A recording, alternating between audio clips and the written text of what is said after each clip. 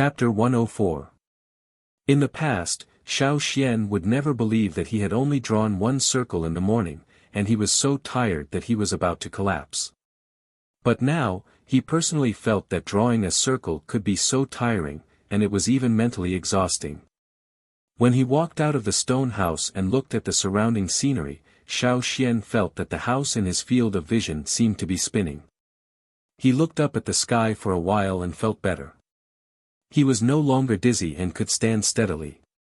Xiao Xian carried the stone box that the shaman gave him and went to the medicine house to help Guizhe process the herbs. He didn't know what the shaman said to Guizhe, but when Xiao Xian taught her, she didn't ask too much.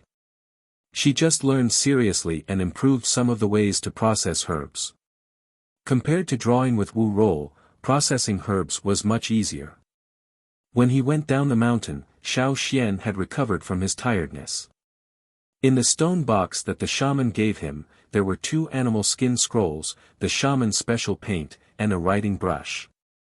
The shaman didn't have time to teach Xiao Xian every day. Most of the time, Xiao Xian had to practice by himself. The stone box was covered with a grass net, so when Xiao Xian carried it back, it was still shaking. "What is this?" Old Ku asked when he saw Xiao Xian come back with a stone box. "It's a task assigned by the shaman." Although the shaman provided materials for Xiao Xian to practice, he didn't want him to waste them. When he practiced, he had to show them to the shaman.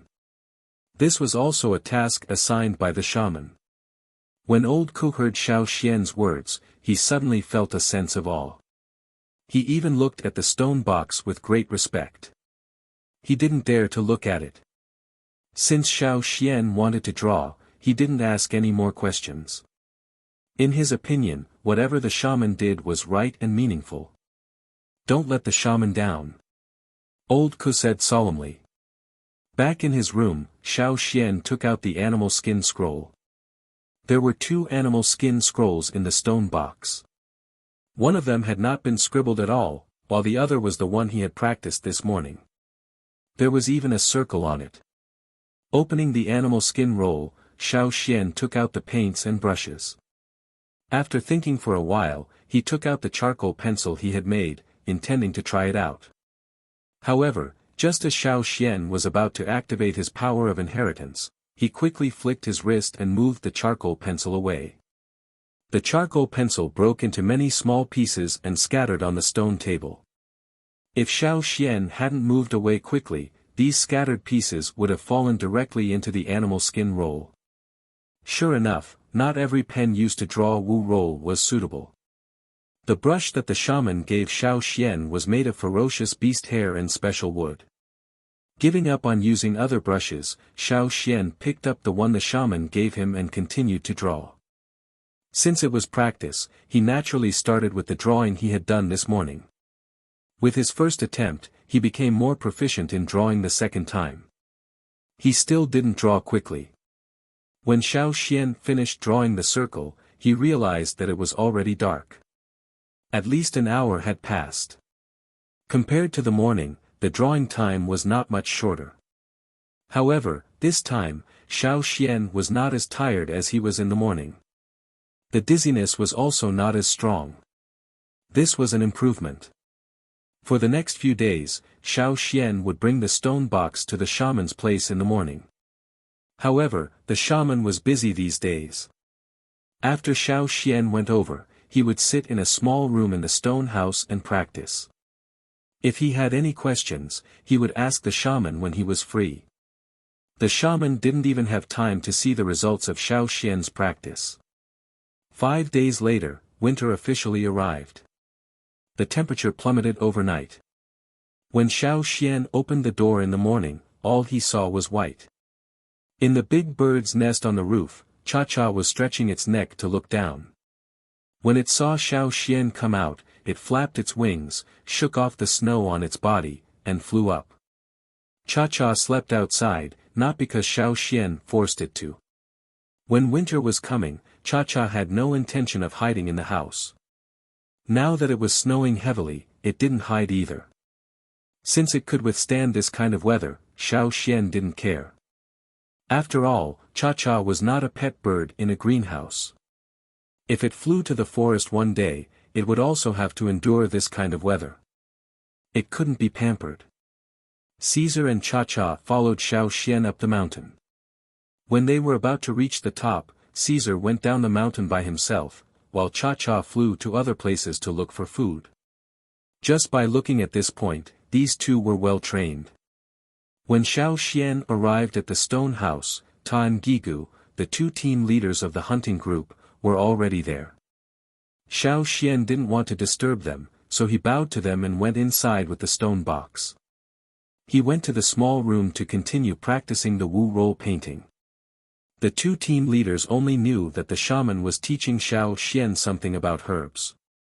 They felt that Xiao Xian was really a lucky kid. For people in the tribe, it was a great honor to be able to learn from the shaman. They would never have guessed what Xiao Xian was really learning. Xiao Xian opened the animal skin roll, but didn't start painting immediately. When he came in, he heard the two team leaders apologizing. In the past year, some of the herbs they found were not what they needed. It was just that many herbs and plants looked similar, so it was not easy to identify them.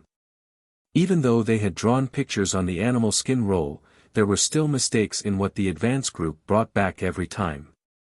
For example, some of the herbs and plants Gigu brought back from the last hunting trip had to be removed. This was a communication gap. The shaman couldn't tell the warriors in detail what he said. It was just words, without a real picture, and without a practical operation, so the communication was greatly reduced. It wasn't their fault. After all, not everyone could understand the Wu roll like Xiao Xian. It would be great if everyone could understand the shaman volumes one day. Thinking of this, Xiao Xian raised his eyes and looked at the stone table in front of him. There was an unfinished Wu roll on the table. Xiao Xian took it and looked at it. The content surprised him. It was about farming, but unfortunately, Xiao Xian couldn't see the picture clearly through these pictures. This was a copy of the ancient scroll. No one knew how many times it had been copied, and the original consciousness of the first painter had been blurred. When copying an ancient scroll, because it wasn't seen with one's own eyes, it was equivalent to reading someone else's description, and then retelling it. The retelling would inevitably add some subjective consciousness.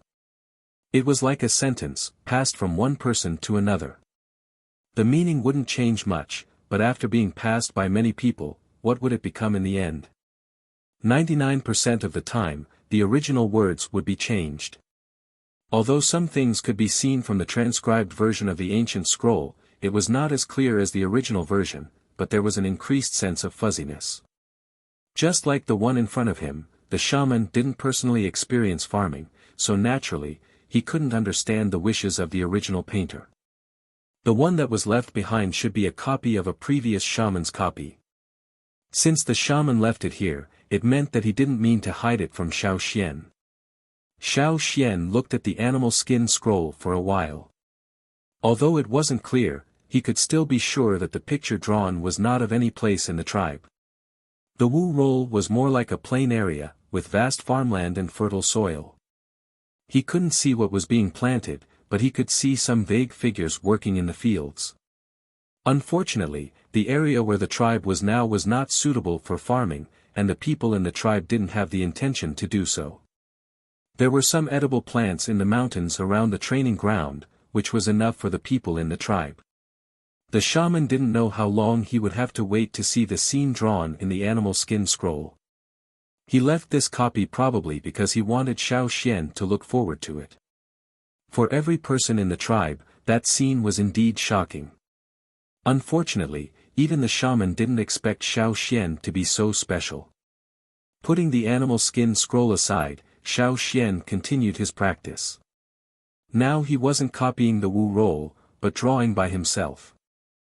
What he wanted to draw now was a plant he saw in the green field. After mulling over it for a while, he put down his brush and painstakingly finished the drawing.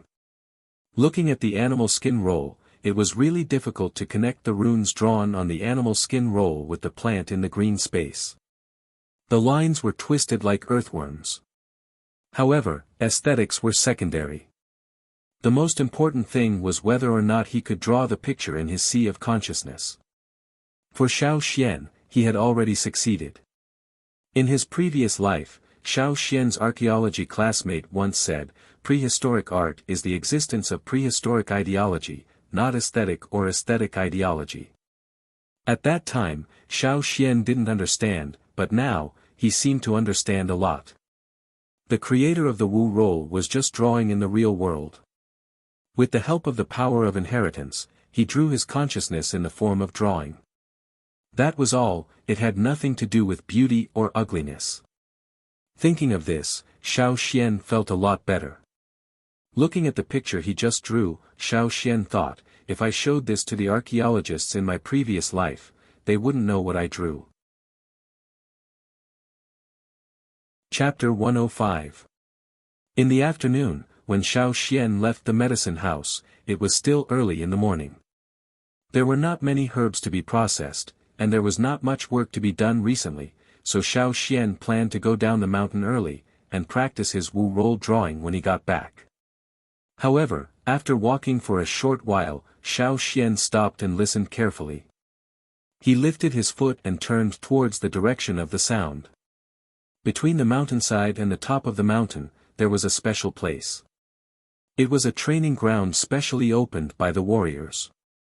However, this training ground was not for the warriors, but for the children on the mountainside and the top of the mountain who had not awakened their totem power. The children on the mountain began to receive training very early, and this was their main training ground. However, the space was limited, and sometimes they had to clear the place for throwing. If there were too many people, they would be easily hurt by the wooden or stone tools thrown out. The children here were all children who had not awakened their totem power, and their abilities were limited. Most of the people who could train here were from the noble families on the mountain. Their elders held important positions in the tribe, and were at least the leaders of the hunting teams. Otherwise, they would not be able to find a place to move around, and would be excluded. Everywhere, there was a competition of fathers. Xiao Xian had never been there for training before. Later, when he awakened his totem power, he passed by the training ground once when he went down the mountain, and just watched from a short distance. It was winter, and snow was falling heavily. In such weather, there were many noises coming from the training ground, and it sounded like there were quite a lot of people there. As he walked towards the training ground, the noises became clearer and clearer. Compared to the foot of the mountain, the main roads were cleared every day in winter, no matter how heavy the snow was. Some of the children who had not awakened their totem power would come out wrapped in thick animal skins. Most of them did not lack food, and the animal skins they wore were of good quality. Even if it was cold, it would not be life-threatening. Following the cleared path, Xiao Xian came to the kid training ground. There were nearly 100 people in the training ground, from 5 or 6 years old to new warriors who had awakened their totem power for 1 or 2 years. Because they could not withstand the cold like totem warriors, the children in the training ground, who had not awakened their totem power, were all wrapped up like rice dumplings. At this moment, there were 3 children in the middle of the crowd. Xiao Xian recognized 2 of them. That was Yang Guang from Qiaomai's family. Yang Guang was the name of these 2 people. Xiao and Mai were twins. Yang was a boy and was born earlier than his sister, Guang. There were very few twins in the tribe. At present, Yang Guang was the only twin in the tribe. It was said that when Yang Guang was born, the shaman went to see him in person. Yang Guang was 1 year younger than Xiao Xian, and he hadn't awakened his totem power yet. However, both of them had good potential. After the end of this winter, my plan to let them join the preliminary team and send them to the shaman. Many people in the tribe knew that Guang from Qiaomai's family was born with great strength. She would definitely awaken her totem power in the future, but she was not easy to get along with. Compared to Guang, as the elder brother, Yang was not so outstanding. However, he had a good temper and did not quarrel with others. Every time when Guang fought with others, he would go up and stop them. The two siblings had very different personalities. Of course, this was only the version that was heard. As a person who had a good relationship with Xiaomai's family, Xiao Xian naturally knew that the real situation was very different from the rumors in the tribe. As the younger sister, Guang was born with great strength. She could fight against two people at once before awakening her totem power. This was a fact. However, it was not true that she was impulsive, irritable, and liked to fight. The tribe treated girls differently from boys. If a boy was punched by a girl, people would say, "Ah, being punched by a girl won't make you lose a piece of meat." But what if it was the other way around?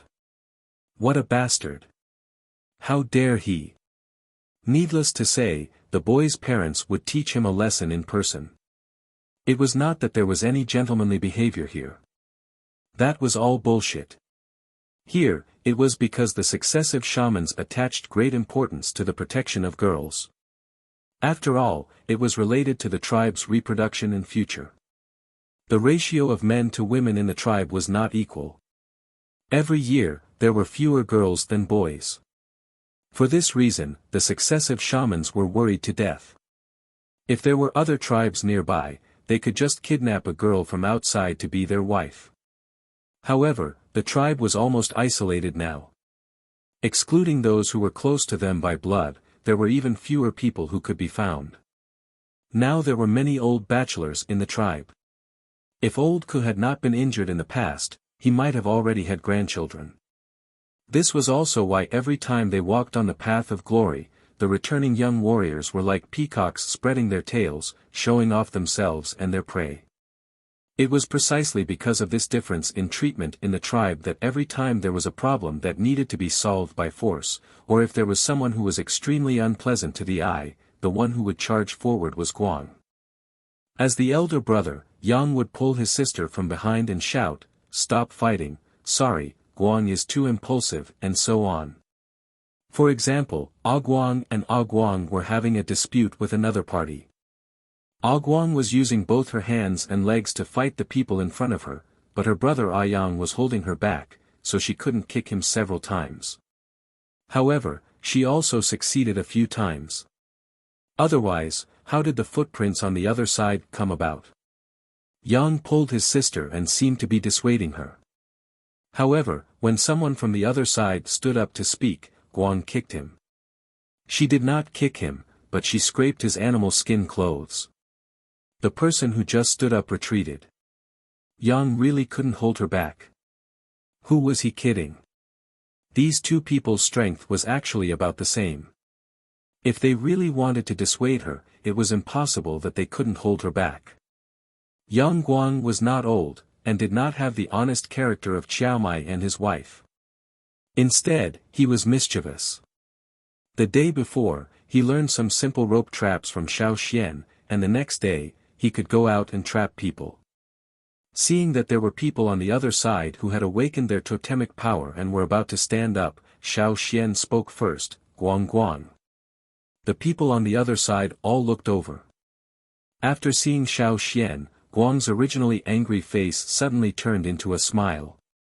She broke free from her brother's pull and ran towards Xiao Xian. Because she was wearing too much, and even covered with a cloak, she looked like a moving dumpling when she ran over. When Guang saw Xiao Xian, it was as if she had found a backer. She pulled Xiao Xian's arm and said, "Brother Xian, they hit me." The few people who had been kicked by Guang wanted to spit out blood. Bullshit. Bullshit. Anyone with eyes could see who was the victim. When the people on the scene saw Xiao Xian, they all had different expressions. The younger ones were not sensible, and did not care much about Xiao Xian. But the older ones were different, especially those who had awakened their totemic power in the same batch as Xiao Xian. Not to mention that Xiao Xian had made great contributions in the past year, and had joined the advance group. Even now, Xiao Xian was still learning things from the shaman. In their eyes, this was a shining halo. Therefore, even if Xiao Xian could not come over and compete with his father, and was born in the cave, no one dared to ask him to leave. Ku, who was standing behind the crowd, felt even more complicated.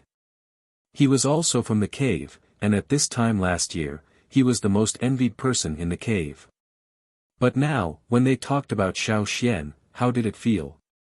In just 1 year, he had changed so much. Chapter 106. After listening to Yang Guang's explanation, Xiao Xian understood the cause and effect of this quarrel. Although in the eyes of many people at the foot of the mountain, a small leader of a hunting group was already very powerful, Xiao Mai's family was not really that powerful here. As far as Xiao Xian knew, there were a lot of kids who had a say in the tribe. Their parents were at least at the level of a small group leader. Not only that, but their grandfather's generation and above had all held important positions in the tribe, such as the chief and hunting team leaders. Some of them even had a few shamans in their ancestors. The accumulated advantages were very obvious, and their status in the tribe was also higher than others. In contrast, Xiao Mai's family was at most a new noble family with no background here. Yang Guang and Xiao Xian rarely came to this training ground since they were born. Usually, they would be taken to the warrior training ground by Xiao Mai and his wife. Many children on the mountain had the same experience. They were protected by someone, so they would not get hurt in the training ground of totem warriors. In winter, Yang Guang did not want to go out in the winter, because he was still young and did not want to go out. Therefore, he did not come to this training ground with others.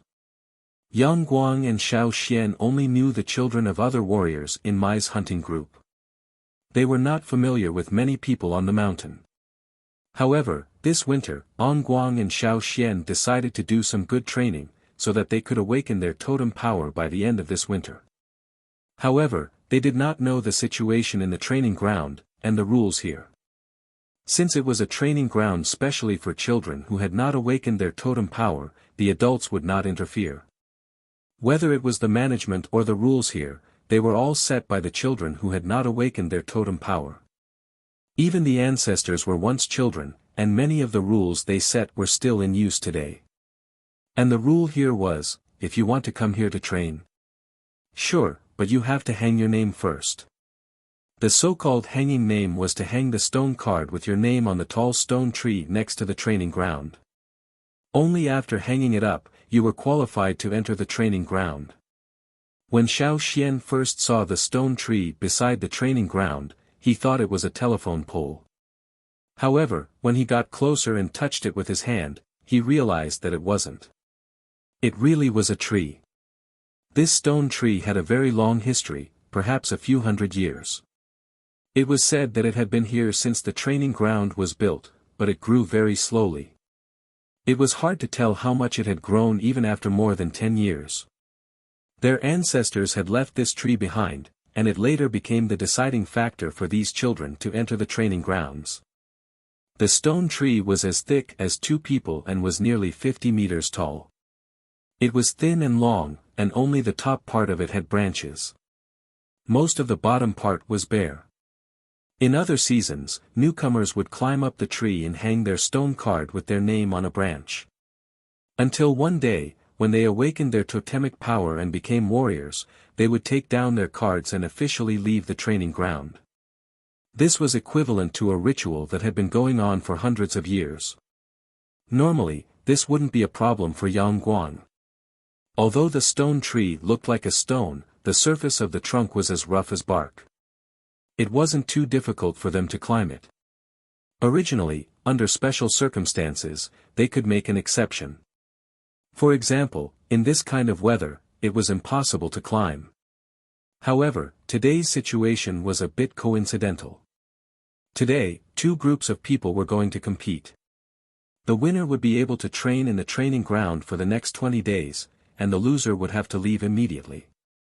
This kind of competition actually happened every winter, because at this time, many people on the mountain were preparing for the awakening. In order to be in the best condition for the preliminaries before the end of winter, they would try their best to get training time in the training ground. This was the only place on the mountain that was relatively spacious and suitable for throwing and other training. There was a large open space at the foot of the mountain, but unfortunately, they didn't want to go down the mountain. Moreover, this training ground had become a symbol of status. Being able to come here, even if it was just for show, would make them very happy.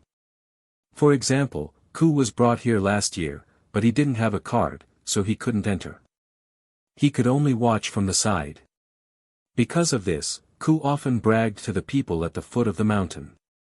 Originally, the training schedule was that everyone would take turns.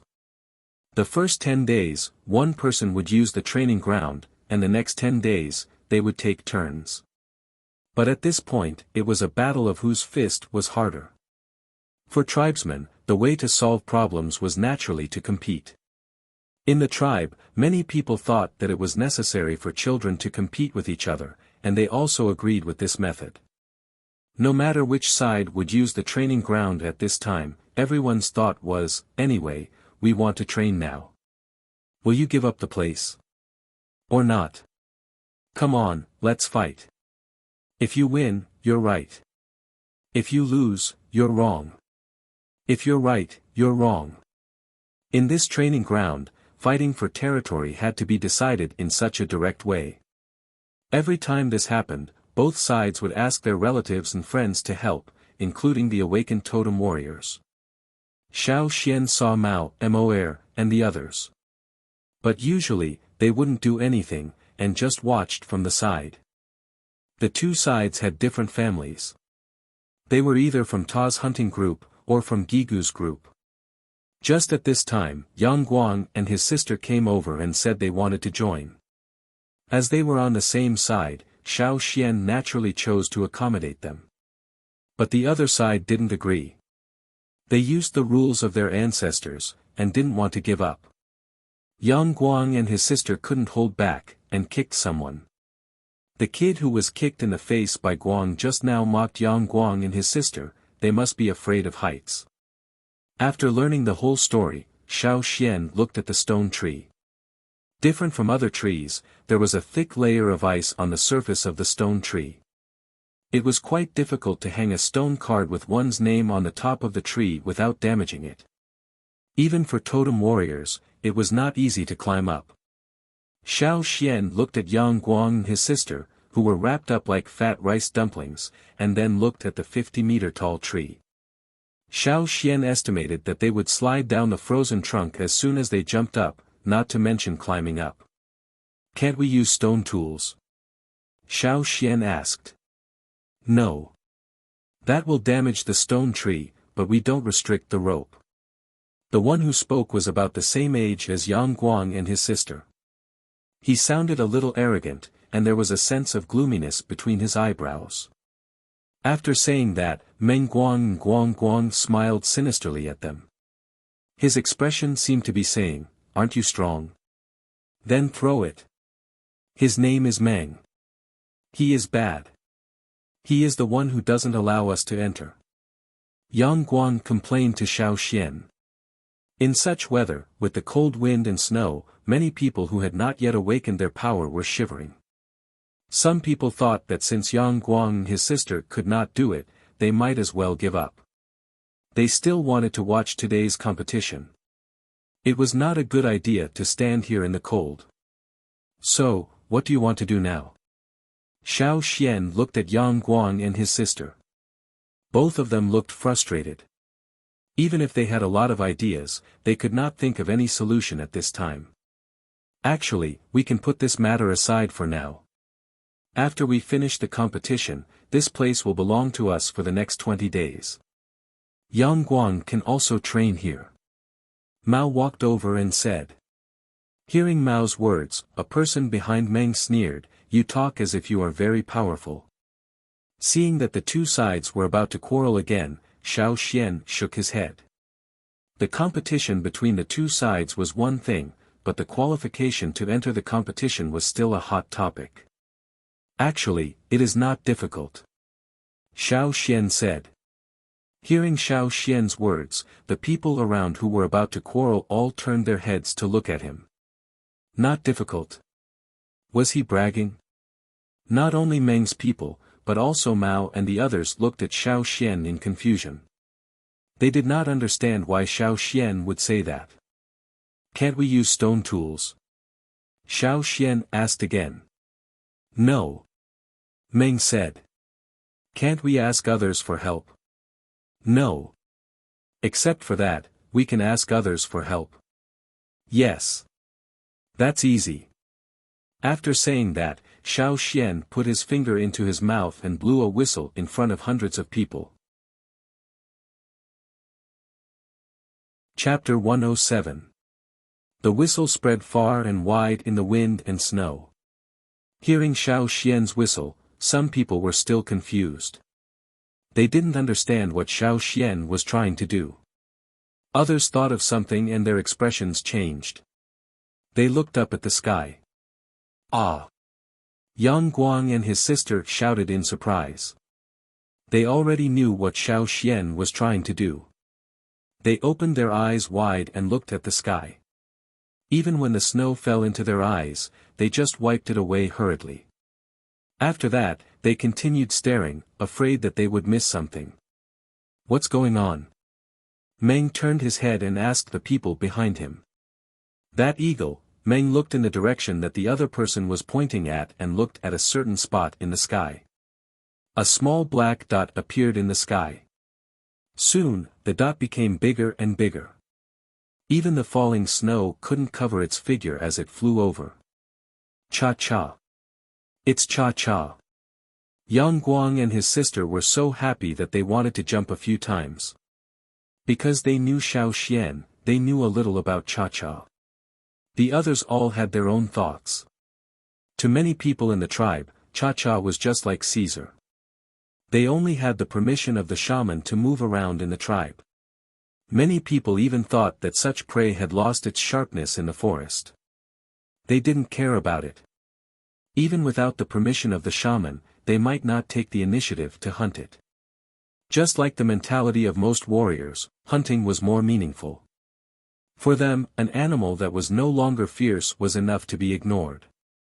They often saw the eagle flying around in the sky, but they never thought deeply about what it could do. It wasn't that they were stupid. It was just that hundreds of years of thinking and views made them unable to think in that direction. Including Yang Guang and his sister. Cha-cha hovered high in the sky but didn't land. Xiao Xian raised his hand and made a gesture. Then, everyone saw the eagle in the sky fly towards Xiao Xian. It's so far. That bird can actually see his hand movements. Someone sighed softly. My father said that eagles can see rabbits very far away. Another person said. Amazing. Then it can also see danger from afar. If it can really see danger, then father and the others wouldn't have to take the risk. Someone said. The discussion in the surroundings suddenly stopped. That's right. If it can see danger from afar and give it a warning in advance, when they go out hunting, they can avoid some unnecessary trouble. Everyone thought. But they still didn't think that a beast could do that. It wasn't a human and couldn't speak. It was just a bird that could fly. Whoosh! A black figure flashed past, and even the surrounding snowflakes were forcefully changed direction. Everyone looked. Following the sound of wings flapping, Cha-cha landed on Xiao Xian's outstretched arm. Cha-cha didn't have stage fright even with so many people around. Its eagle eyes swept around and then it pecked at its feathers. Xiao Xian lowered his arm so that Yang Guang and his sister could talk to Cha-cha better. Cha-cha, help me hang this on that tree. There are branches at the top of the tree. Any branch will do. Yang Guang and his sister took out the stone card in their hands and said to Cha-cha. The stone card wasn't big. It was less than half the size of their palms. It was tied with a leather string. Many children in the mountains had such a stone card. Some were prepared when they were born and some were written later. Even if many people didn't know how to use such a stone card, they would make one for themselves when they saw others making one. The stone card was made of medium to high-quality stones. The leather string was also made of ferocious beast skin. It wouldn't break easily. While Yang Guang and his sister were holding the stone card and talking to Cha-Cha, the others were also staring at them. Most of them still didn't believe it. Seeing that Yang Guang and his sister were talking to Cha-Cha like that, they couldn't believe it. Can it understand? The beasts in the mountains are also very smart. Even if it can understand, can it do what it says? It can't be, right? My father said that the birds in the mountains are very ferocious. How can it be obedient? Some people were whispering to each other about their understanding of the eagle. When they turned their heads, they saw Yang Guang and Guang Guang reach out to touch the eagle. Everyone stopped talking and stared at the eagle. Cha-Cha was a little impatient. Every time they touched it. Seeing Cha-Cha pecking at Yang Guang and his sister's hands, everyone's heart was in their throat. Even Meng and many other young totem warriors were staring at them without blinking. Those who had hunted before naturally knew how ferocious this kind of bird was. The man who was kicked by Guang just now was still laughing in his heart. Look, he was pecked. It was said that a peck from an eagle could cut off a piece of meat. However, to everyone's surprise, the brother and sister who were pecked didn't have any wounds on their hands. Sure enough, this bird was raised to the point that it didn't even know how to peck. Its soft pecking was simply incomparable to those eagles in the mountains. Some people suddenly showed a look of disdain. Until a man next to Mao approached Cha-Cha with a wooden stick. He wanted to touch it but didn't dare, so he had to use the stick to test it. As a result, before the stick could get close, Cha-Cha flapped his wings and pecked at the stick with all his strength. Tut! That man only felt that his hand holding the stick was a little numb. He looked at the place where the stick was pecked, and there was a hole on it. If the stick wasn't thick enough, it would have been pecked through. Now, no one said anything. If anyone didn't believe it, they could try it with their hands. However, no one was a fool. Cha-Cha still wanted to attack the man who stretched out the stick, but was stopped by Xiao Xian. Unauthorized people will be attacked if they come close. Xiao Xian said. At this time, Yang Guang and his sister had finished talking with Cha-Cha. They handed over the stone card in their hands. The two stone cards were stacked together with a leather rope. They even rubbed together to make it look like a rope. Cha-Cha, if you can help me, I will ask my father for some ferocious beast meat for you when we go back. Guang said. Go. Xiao Xian raised his arm. Cha-Cha exerted force on its claws and flapped its wings. When it flew up, it grabbed Yang Guang and his sister's stone card. In the blink of an eye, it had spread its wings and was in the sky. Xiao Xian had done similar training before, and it was even more difficult than this. Therefore, the task of hanging Yang Guang and his sister's stone card on the branch at the top of the stone tree was quite simple for Cha-Cha. Xiao Xian wasn't worried. At the side of the training ground, everyone looked at the eagle flying towards the stone tree. While everyone was thinking about when it would slow down and what to do when it got close to the tree, Cha-Cha didn't slow down. It flew past the branch at the top of the stone tree like the wind. Many people didn't see Cha-Cha's movements clearly. In their eyes, the eagle just flew past the tree quickly and didn't do anything. It didn't do as we said. Someone said. It seemed that it should be like this, but there was also an indescribable disappointment. No, it has already hung the stone card. The person standing behind Meng said. After all, totem warriors were different from unawakened people. Their eyesight was also much better. As soon as he finished speaking, everyone heard a ding sound from above. It was the sound of the stone card hitting the ice on the branch. After the stone card was hung, it would slide down along the tip of the branch. In this kind of weather, soon the leather rope on the stone card would be covered by the ice, just like the other stone cards. No matter how strong the wind was, it wouldn't be blown off. When winter ended, the ice layer on the branches would melt, and grayish-white leaves would grow from the tips. These leaves would also prevent the wind from blowing the stone tablet off. Therefore, unless someone deliberately went up to take the stone tablet off, generally speaking, no matter how strong the wind, it would be very difficult to blow the stone tablet off from the top. Meng's expression kept changing. How could they use such a method? But it didn't violate the rules. They had never thought about it, and had always thought that wild beasts and ferocious beasts were used to hunt, and were in a state of opposition to humans. Why were wild beasts so obedient? Caesar was like that, and even this eagle was like that too. Among the people present, some people looked at the eagle that returned to Xiao Xian's arm thoughtfully.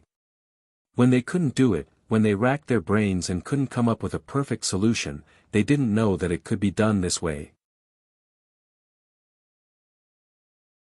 Chapter 108. After completing the task, Xiao Xian let Cha-Cha, who was already impatient, fly away. Speaking of which, Xiao Xian took advantage of the loophole in the rules, which was a bit of a bully. However, the current situation was a bit special. The other party was forcing them to do something they didn't want to do. In the past, they would just bend the rules directly. Under such circumstances, no one could climb up the stone tree. At the same time, Xiao Xian also knew Yang Guang and his sister well. Although they had Cha-Cha's help now, they would still climb up once the ice on the stone tree melted after winter. Even if they only climbed up to touch the stone card, it would make them feel at ease. Only then would they be justified. Sure enough, after Cha-Cha flew away, looking at Meng's gloomy face, Guang snorted, "After winter ends, if we don't awaken, we will climb up again. Just you wait." Yang nodded at the side, "I will climb too." Although Cha-Cha had flown away, the situation just now had left a deep impression in many people's minds. It didn't matter how much it affected them. If they encountered similar situations in the future, they might remember it again. Children's ability to accept things was stronger than adults. Changing one's mind naturally started from a young age. Moreover, after this winter ended, Xiao Xian planned to bring Caesar out for the next year's hunt. He also hoped that everyone would gradually accept this method. In the pictures drawn by the ancestors of the tribe, there were also scenes of hunting with hunting dogs. Perhaps one day, such a grand scene would appear again. The witch's attitude was the same. "Alright, since the matter is settled, I'll go back," Xiao Xian said to Yang Guang and his sister. "Don't go.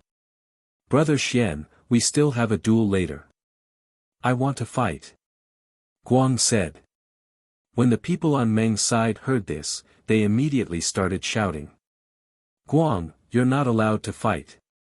"That's right, you can ask Yang to do it." "Yes, yes, yes." "Yang, how could you let your sister participate in the battle?" Previously, they had deliberately made things difficult for Yang Guang and his sister. One reason was that both sides were fighting for territory, and they wanted to disgust the other. Another important reason was that Guang was very strong, and she was a girl. If she were to fight, Mongols would not be able to find a suitable candidate. Now that someone told Yang to come, they all shouted in response. Xiao Xian looked at this group of kids and laughed in his heart. This group of silly children, they were still aware that they had been deceived by the two siblings. Just now, when someone had asked for Yang to come, the two siblings couldn't help but smile. 2 out of 3 matches, each side would send out 3 people. Xiao Xian, Mao, and the others were standing aside and watching. The fight between kids who hadn't awakened their totemic power was very simple. They were not allowed to use stone tools, and fought with their bare hands. They had learned all their moves from their elders. However, because they had never hunted before, their strength was not high enough, and they were wearing thick clothes, their momentum was naturally much weaker. Xiao Xian looked at the kids on the field. Because they were wearing too much, they looked like 2 fat dumplings bumping into each other. Xiao Xian almost laughed out loud. However, for these kids, this was a very serious matter. Xiao Xian also kept a straight face. Just as Xiao Xian had expected, after Yang went on the field, he had thrown his opponent to the ground 3 times in less than 2 breaths. The 4th time, he directly pressed his opponent to the ground and beat him until he admitted defeat. It seemed that Yang had been suppressing his anger for a long time, and now he wanted to vent it out. Looking at the expressions of the people around, except for those who already knew what would happen, the others were all very excited. In the end, Meng was the only one who won one match, and lost the other 2. They didn't need to come for the next 20 days. There was one good thing about the children in the tribe. After they lost, they wouldn't find too many excuses, and they wouldn't deliberately trip others up. Wherever they fell, they would get up again. If they lost, they would fight back the next time. Yang Guang, his sister, and the others were cheering, and they were even discussing how many stone tools they would bring tomorrow. The young warriors were also about to leave. However, when Xiao Xian was about to leave, someone on the other side said, "Wait. What? What do you want to say after losing? Do you want to fight in person, Lei?" Mao said sarcastically. The Lei mentioned by Mao was the one who had been standing behind Meng just now. Lei awakened his totemic power a year earlier than the others, and he was older than Xiao Xian and Mao when he awakened his totemic power. All in all, he was 2 years older than Xiao Xian. He was also the best warrior among the group of people who awakened their totemic power that year, and he brought back the most praise. He had awakened his totemic power for 2 years, and he was already older than Xiao Xian, so now he was even taller than Xiao Xian by a head. Lei just glanced at Mao casually. "If I fight in person, do you think you can beat me?" He said that with disdain, as if he was bullying unawakened kids.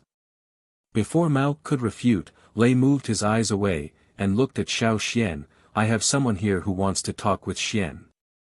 Usually Xian is learning herbs from the shaman, so it's hard to find him. Since we met today, why don't we practice our skills? It's also a good chance to show the unawakened ones what a totemic warrior level competition is like." When Lei said totemic warrior level, his tone was full of pride. Not only Lei, but the others were also excited when they heard this. The young totemic warriors wanted to show off, while the unawakened ones were looking forward to it.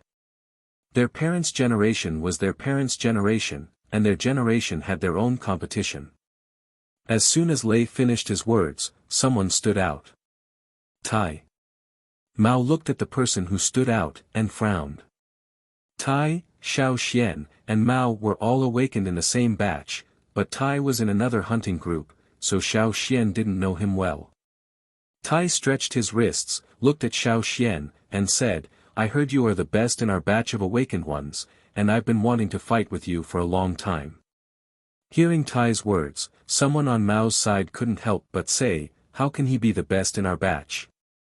"Shut up." Mao glared at the one who just spoke. He wasn't convinced, but he remembered that Xiao Xian did much better than him in the last hunting trip. Besides, if it weren't for Xiao Xian, he would have been eaten by the thorn-black wind. His father also told him that he was no match for Xiao Xian for the time being. Although it had been half a year since Xiao Xian said those words, Mao had been making progress all the time, and he improved faster than most of the kids in the tribe.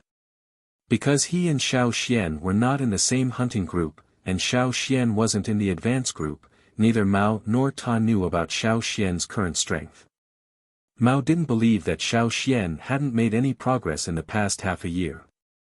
Just look at the game he brought back every time. Xian. Mao looked at Xiao Xian, wondering what he meant. Xiao Xian didn't want to compete with him in this way, but he couldn't refuse. If he made an excuse at this time, he would be regarded as a coward.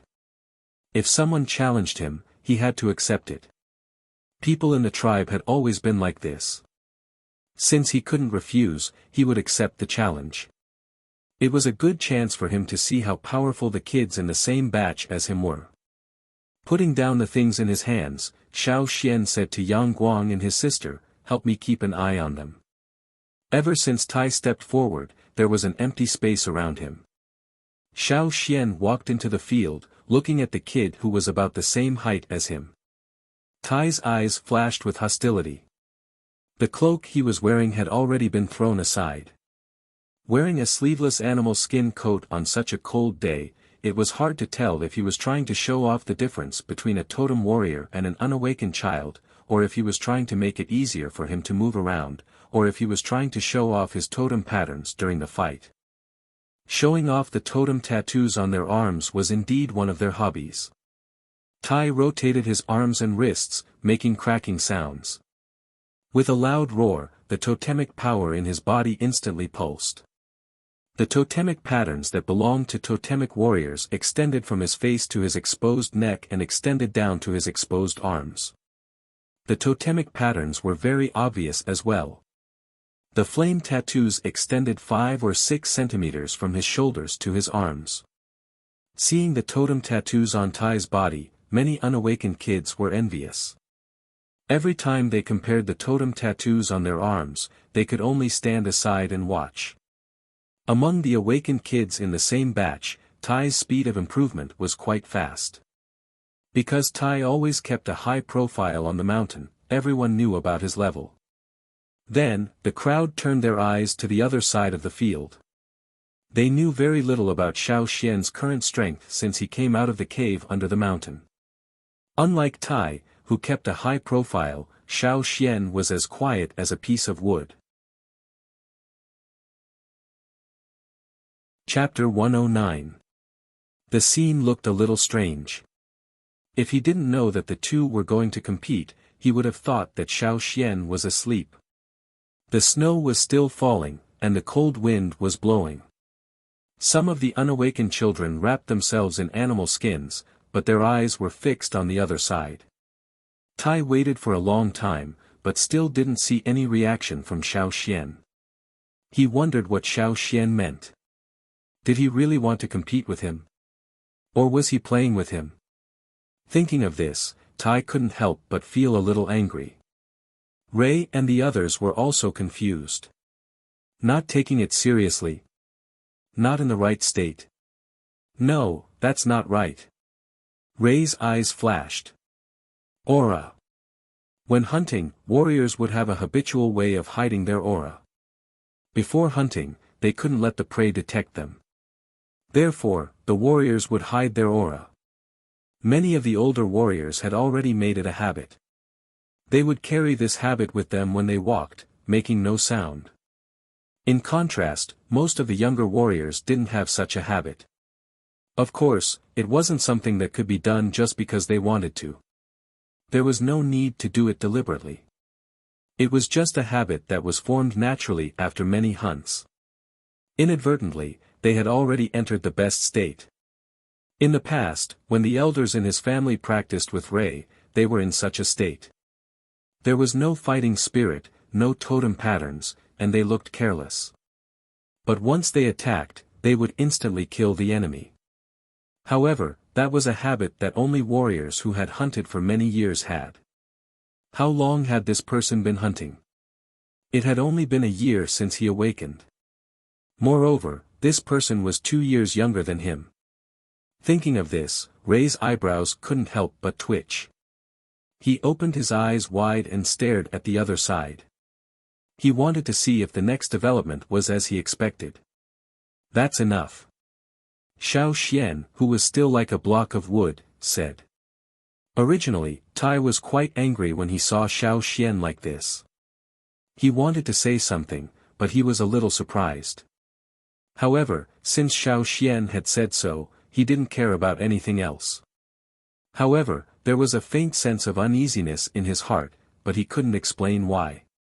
As for Xiao Xian, Tai's understanding of him was limited to the discussions of the people in the tribe. For example, he had found his ancestor, he had been accepted into the advance party, and he had raised a wolf and a bird that had no spirit at all. There were also some who said that Xiao Xian was the most outstanding among their batch of awakened, but Tai had always been skeptical about this. How powerful could a person who was about the same age as him, who had awakened at the same time as him, and who came from a cave under the mountain be? He had never heard of Xiao Xian defeating anyone. All right. Tai stomped hard on the ground and rushed towards Xiao Xian. With every step he took, the snow on the ground was blown away by his powerful stomps. Muffled thuds could be heard from the ground due to his powerful stomps. A ferocious aura spread out.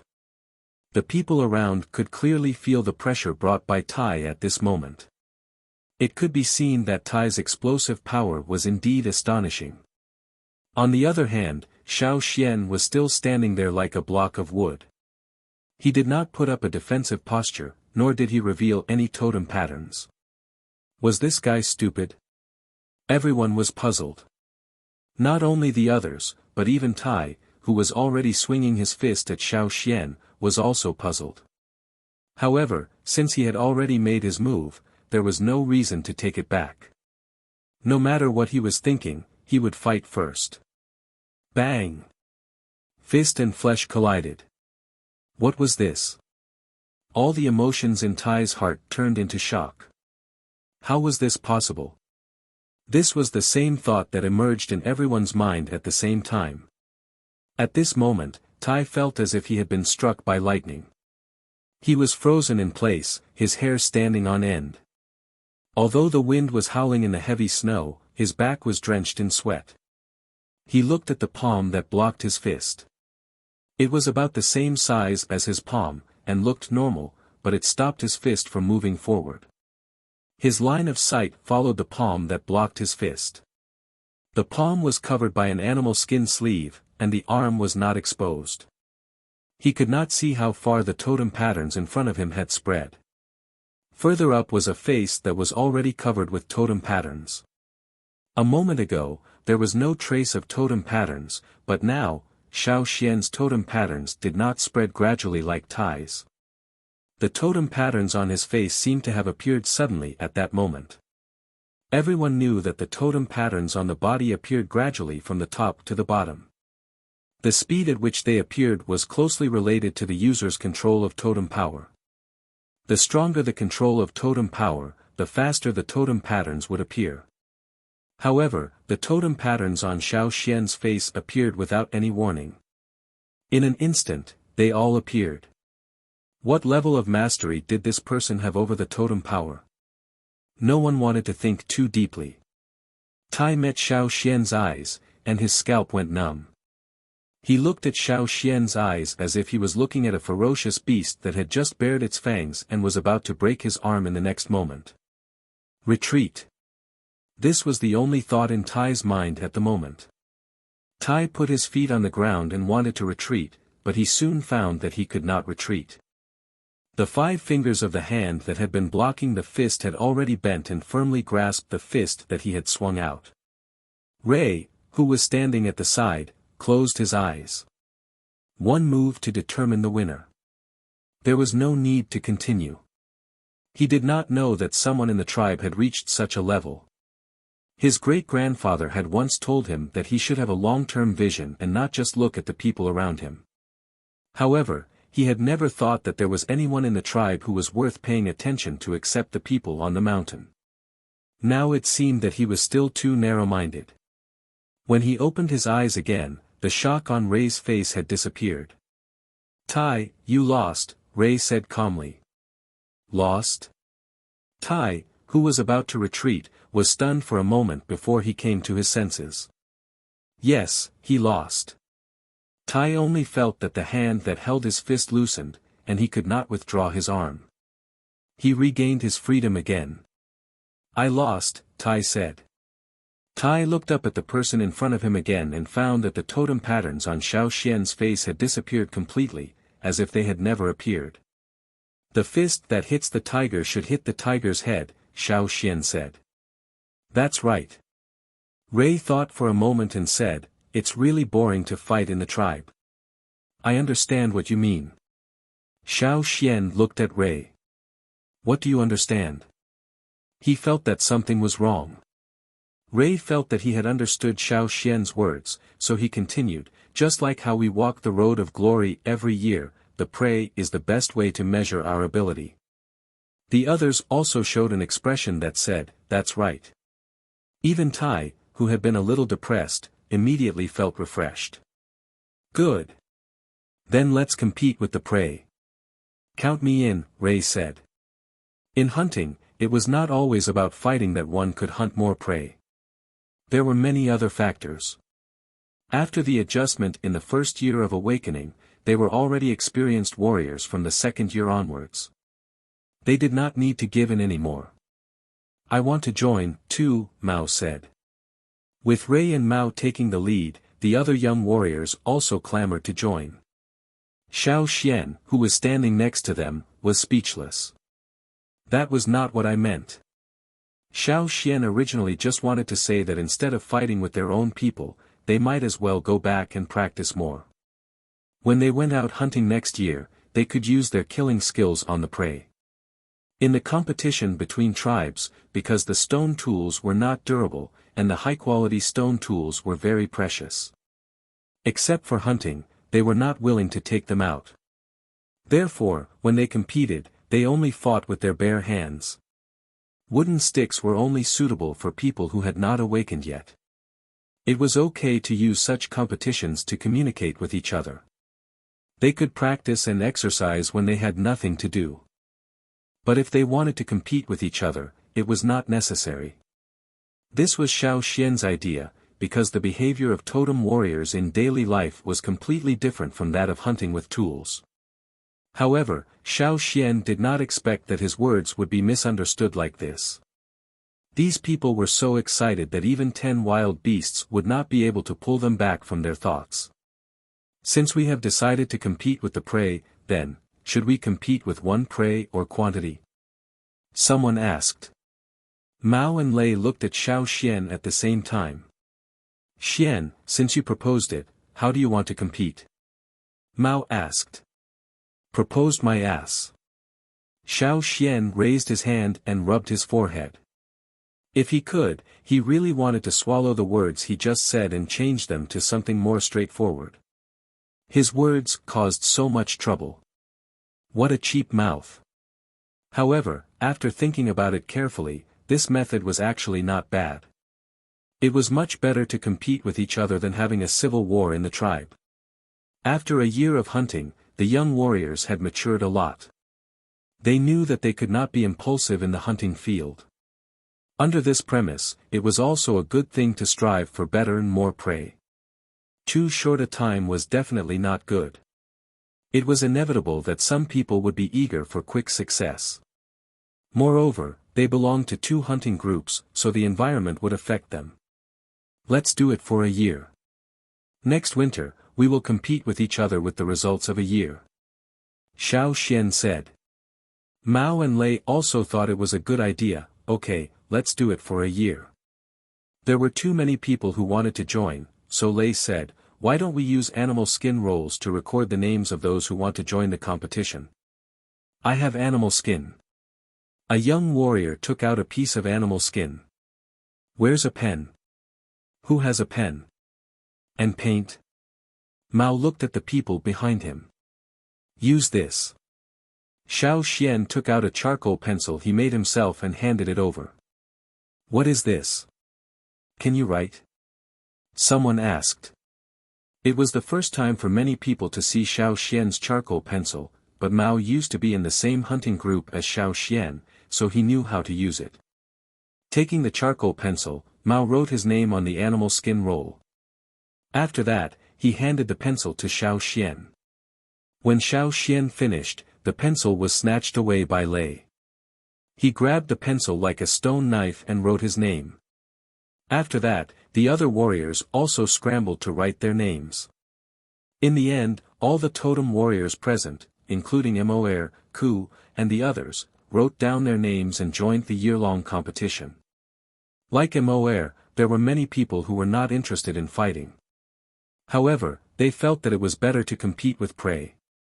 Yang Guang, and some others who had not yet awakened their powers, or who might awaken their powers after the end of this winter, were all eager to have a try. However, they could only stand aside, because Lei and Mao would not allow them to join the competition. Newly awakened warriors would have a long time to adjust and adapt at the beginning. Everyone didn't want them to be too impatient and disregard the rules of the hunting team, such as Hoodlum, who had almost caused trouble. Therefore, The group of fat dumplings could only stand by the side, wrapped in thick animal skins, and glared angrily.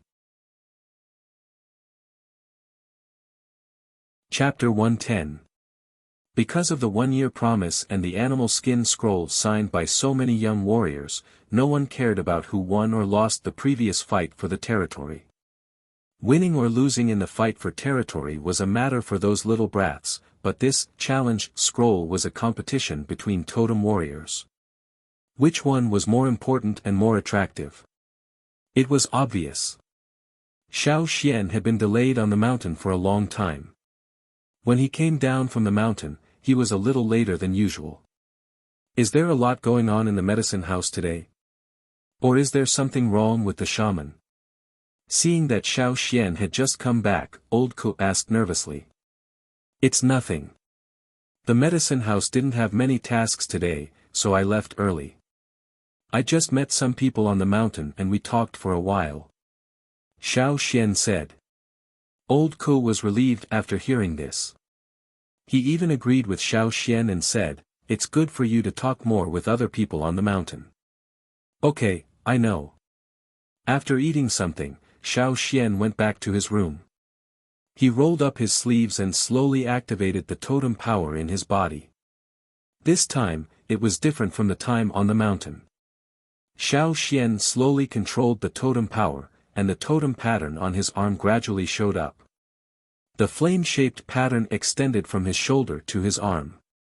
It went past 1/3 of his upper arm, half of his upper arm, 2/3. The totem pattern extended all the way to 2/3 of his upper arm and stopped.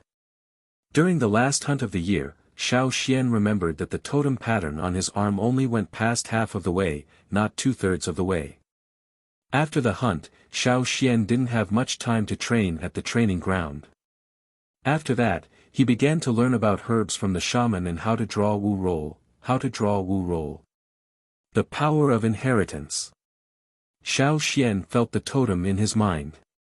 The fiery red flames enveloped the two horns, and at the bottom of the flames near the horns, the blue flames were clearly visible. Compared to when he first learned Wu roll, the number of blue flames had increased by a lot, but the number of red flames had not decreased. On the contrary, the flames had grown even taller. Now that it was not in a state of battle or hunting, such a flame body meant that it usually maintained this state. Xiao Xian hadn't noticed it before, but when he was drawing the Wu roll, he had been staring at the blue flame that symbolized the power of inheritance. Now, it seemed that the addition of the blue flame had also expanded the overall flame on the totem. Practicing the power of inheritance actually had such benefits. Xiao Xian hadn't expected this at all. No wonder Xiao Xian felt that his control over his totemic power was much more stable than it had been during their last hunt. He didn't expect to defeat Tai in one move, and he thought that it would take a while to determine the winner. However, the moment Tai revealed his totemic patterns, Xiao Xian suddenly had a feeling that the person in front of him was not that strong, and that he could deal with him easily. Xiao Xian didn't know if the other people whose totemic patterns had spread to 2/3 of their upper arms had the same feeling. He carefully recalled the situation at that time, and carefully felt the changes of the totem. Then, with a wave of his arm, he took out the animal skin roll, pen, and paint box, and continued to draw the Wu roll. The people on the mountain only came back to their senses after Xiao Xian left. Tai said regretfully, I forgot to ask him where his totemic patterns are now. Ray looked at the place where Xiao Xian had been standing. There was a pair of sunken footprints, which appeared when Xiao Xian fought Tai, but no one had noticed it before. You don't need to worry about his current level, as long as we can defeat him before next winter, said Ray. You're right, Tai agreed, rubbing his fists. While the other young warriors in the tribe were thinking about what kind of prey to hunt next year, and how much to hunt, Xiao Xian still maintained his previous routine. In the morning, he would go to the shaman's place to draw, and in the afternoon, he would go to the medicine house to help. After that, he would return home and stay in his room, slowly moving his pen and drawing on the animal skin roll. Winter passed day by day. Xiao Xian went to the cave once, and found that some of the children were sleeping, while the older ones were moving stones to train their strength. It was good to have such a change. There was no shortage of food in the cave now, except for the fish they had stocked up before winter. Sometimes, the Cha-Cha would go out and catch some small animals. If they didn't want to eat them, they would throw them to the children in the cave. Everything was developing in a good direction. Xiao Xian stretched himself and looked at the almost finished drawing on the stone table in front of him. Drawing a picture was not as difficult as it used to be. In the beginning, he needed to rest for half a day to draw one picture, but now, he could draw several pictures in half a day. After that, he could go out and train Caesar and Cha-Cha. The shaman gave him 2 animal skin rolls, one of which Xiao Xian took up the mountain every day to practice copying the Wu roll or drawing by himself, and then he would show it to the shaman to check the results. As for the other one, Xiao Xian practiced it at home, so the shaman didn't know. In the shaman's eyes, it was already very rare for Xiao Xian to draw so many pictures every day, and it had already exceeded his expectations. The shaman would never have thought that Xiao Xian would draw on the other animal skin roll every day after he went back. It was not a copy, but an original drawing based on his own consciousness. Xiao Xian planned to give the drawings he was drawing to the shaman when the time came. The shaman taught him herbs and taught him how to control the power of inheritance. Xiao Xian also wanted to repay the shaman. For the tribe, he had to stay here and sacrifice a lot. It was difficult to be the shaman. However, the shaman probably didn't think so, even though Xiao Xian felt that it was not easy to sit in this position, the shaman probably didn't think so. It was just that the shaman always had some regrets in his heart. Xiao Xian could see it in the shaman's eyes every time he looked at Wu roll. It's almost done. Xiao Xian looked at the animal skin roll in front of him and said in a low voice. Before the end of winter, the people in the tribe were ready to start selecting children of age. The shaman was busy these days, so he didn't even have time to see the results of Xiao Xian's drawings these days. On this day, the shaman finally had some free time to sit down and rest with his eyes closed. Suddenly, he thought of something and looked sideways at the animal skin roll on the short table. Xiao Xian put it here after he finished practicing this morning. At that time, he was busy with other things and couldn't see it. Taking the animal skin roll, the shaman felt that something was wrong as soon as he touched it. This animal skin roll was not the one Xiao Xian usually practiced with. Could it be that the kid had already finished drawing one in a few days? With doubts, the shaman untied the leather rope that tied it. When he untied it, the shaman thought that every time he saw the kid draw Wu roll, he couldn't help but sigh in his heart. Why didn't he want to be a shaman? Sure enough, once the warriors ran out, they couldn't stop thinking about it. Children who had never gone out were easier to train. He opened the Wu roll. The shaman thought that Xiao Xian would draw some simple plants, such as jumping fruits, or some herbs that he came in contact with these days, but he didn't expect, his hands were trembling badly. On the Wu roll, the first picture was a little long. If other people saw it, they would never understand what it was about. But what the shaman saw was the huge vines between the ancient trees, the mist rising from the mountains, and the faintly discernible pools hidden by the trees. He could faintly feel the vitality and danger in it, which made him feel as if his hair was trembling with nervousness. This was a picture full of the smell of the forest. After looking at the first picture, the shaman raised his hand and put it on his chest. His heart was beating a little fast. Many shamans were taught from a young age.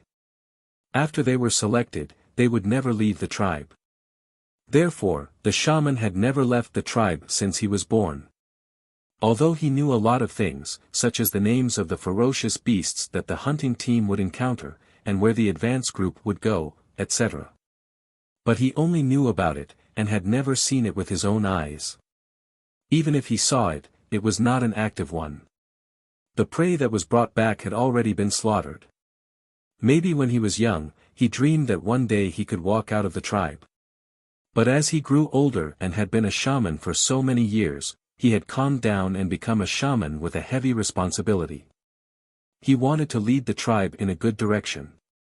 As a shaman, there were not many things that could make him so emotional at this age. But at this moment, the shaman couldn't control his emotions anymore. One picture after another, there were pictures of the hunting route, and also pictures of what Xiao Xian encountered when he followed the advance group, such as the group of dragonfly planes. The shaman read it once, and then he came back and read it again. The people outside boiled some hot water, and brought some herbs in for the shaman to drink when he was thirsty. The people who came in walked silently, and put down the stone cup carefully, for fear of disturbing the shaman. When he walked out of the door, he glanced at the shaman, thinking that the shaman might be reading another book left by an ancestor. Every time he read something left by an ancestor, the shaman would be particularly emotional. On the other side, Xiao Xian left the finished Wu roll, and went to the medicine house to help. When he got home, old Ku was already walking around the door, as if he was in a hurry. He walked around in a circle, and hit his crutch hard twice. "What's wrong?" Xiao Xian asked. "You're back." Old Ku stepped forward, and his mouth trembled. He couldn't say anything for a long time. Calm down first." "I can't calm down." Old Ku breathed heavily. After a while, he finally recovered and said, "The shaman sent a message." "Well, what did the shaman say?" "The shaman asked you to prepare for the ceremony after the end of winter." "Isn't everyone going to attend the ceremony?" Xiao Xian was confused. What was so exciting about that? "It's the core list. The group of people who are closest to the fire pit." Old Ku hit his crutch hard. Old Ku now had a sense of pride, as if his own child had finally made a name for himself. Although Xiao Xian had made contributions before, and was praised by the shaman, and could learn from him, the ceremony was extremely sacred for the people in the tribe. Anyone who could participate in the ceremony would be so happy that they would kneel down and kowtow to the mountain, not to mention the group of people who were closest to the fire pit. After all, they were not aborigines. In the past 2 years, although Xiao Xian tried his best to integrate into the tribe, he couldn't change his mind, so he wasn't as excited as Old Ku. Old Ku was quite enthusiastic. "What should we wear?" "Xian, where did you put your clothes made of thorn black wind skin? Take it out and let me wipe it." "Thorn black wind skin. I wore it once during the ceremony, and then threw it under the bed. It wasn't because it was too heavy, it was nothing for Xiao Xian. It was just that he felt like he was playing a little monster, and there were thorns on his back." Old Ku took the thorn black wind skin and left to clean it carefully, leaving Xiao Xian standing in the room. The group of people who were closest to the fire pit. Who were these people again? Thinking about it, Xiao Xian's eyelids suddenly twitched. Damn, those people who danced the ceremony dance. It was the kind of dance that sometimes looked like digging vegetables, sometimes shaking their breasts, and sometimes like a waiter shaking a rag. I feel a bit ashamed. Chapter 111. The old ancient dance was also known as the sacrificial dance in the tribe. Not everyone could learn it. At the end of every winter, during the snow festival, 50 people would be selected to perform the sacrificial dance next to the fire pit. These 50 people were all elites recognized by the tribe. However, as far as Xiao Xian knew, the 50 people on the list had always been young warriors with several years of hunting experience, as well as some people who had made great contributions to the tribe. For hundreds of years, it was very rare for a teenager to be on the list. What's more, Xiao Xian had only been awakened for 1 year. At first, it sounded a little ridiculous. When Old Ku heard this from the messenger, his first reaction was disbelief. Normal people in the tribe wouldn't believe it. However, the messenger also made it clear that it was the shaman who decided it, and he asked Xiao Xian to prepare as soon as possible. No wonder Old Ku was so excited. As an important part of the sacrificial ceremony in the tribe, in addition to the people chosen, the ancient teachings passed down in the tribe also had to be followed. However, Xiao Xian had never understood the so-called ancient teachings. It seemed that the ancient teachings were not just simple instructions. Since Xiao Xian didn't have anyone who could teach him the sacrificial dance, even Xiaomai and his wife had never learned it, Xiao Xian could only go up the mountain to find the shaman. Early the next morning, Xiao Xian carried the stone box and ran to the shaman's place. The shaman was discussing the upcoming sacrificial ceremony with the chief and the two team leaders. There were many things that needed to be prepared in advance. Seeing Xiao Xian's arrival, the two team leaders and Chief Ao looked at him with subtle expressions.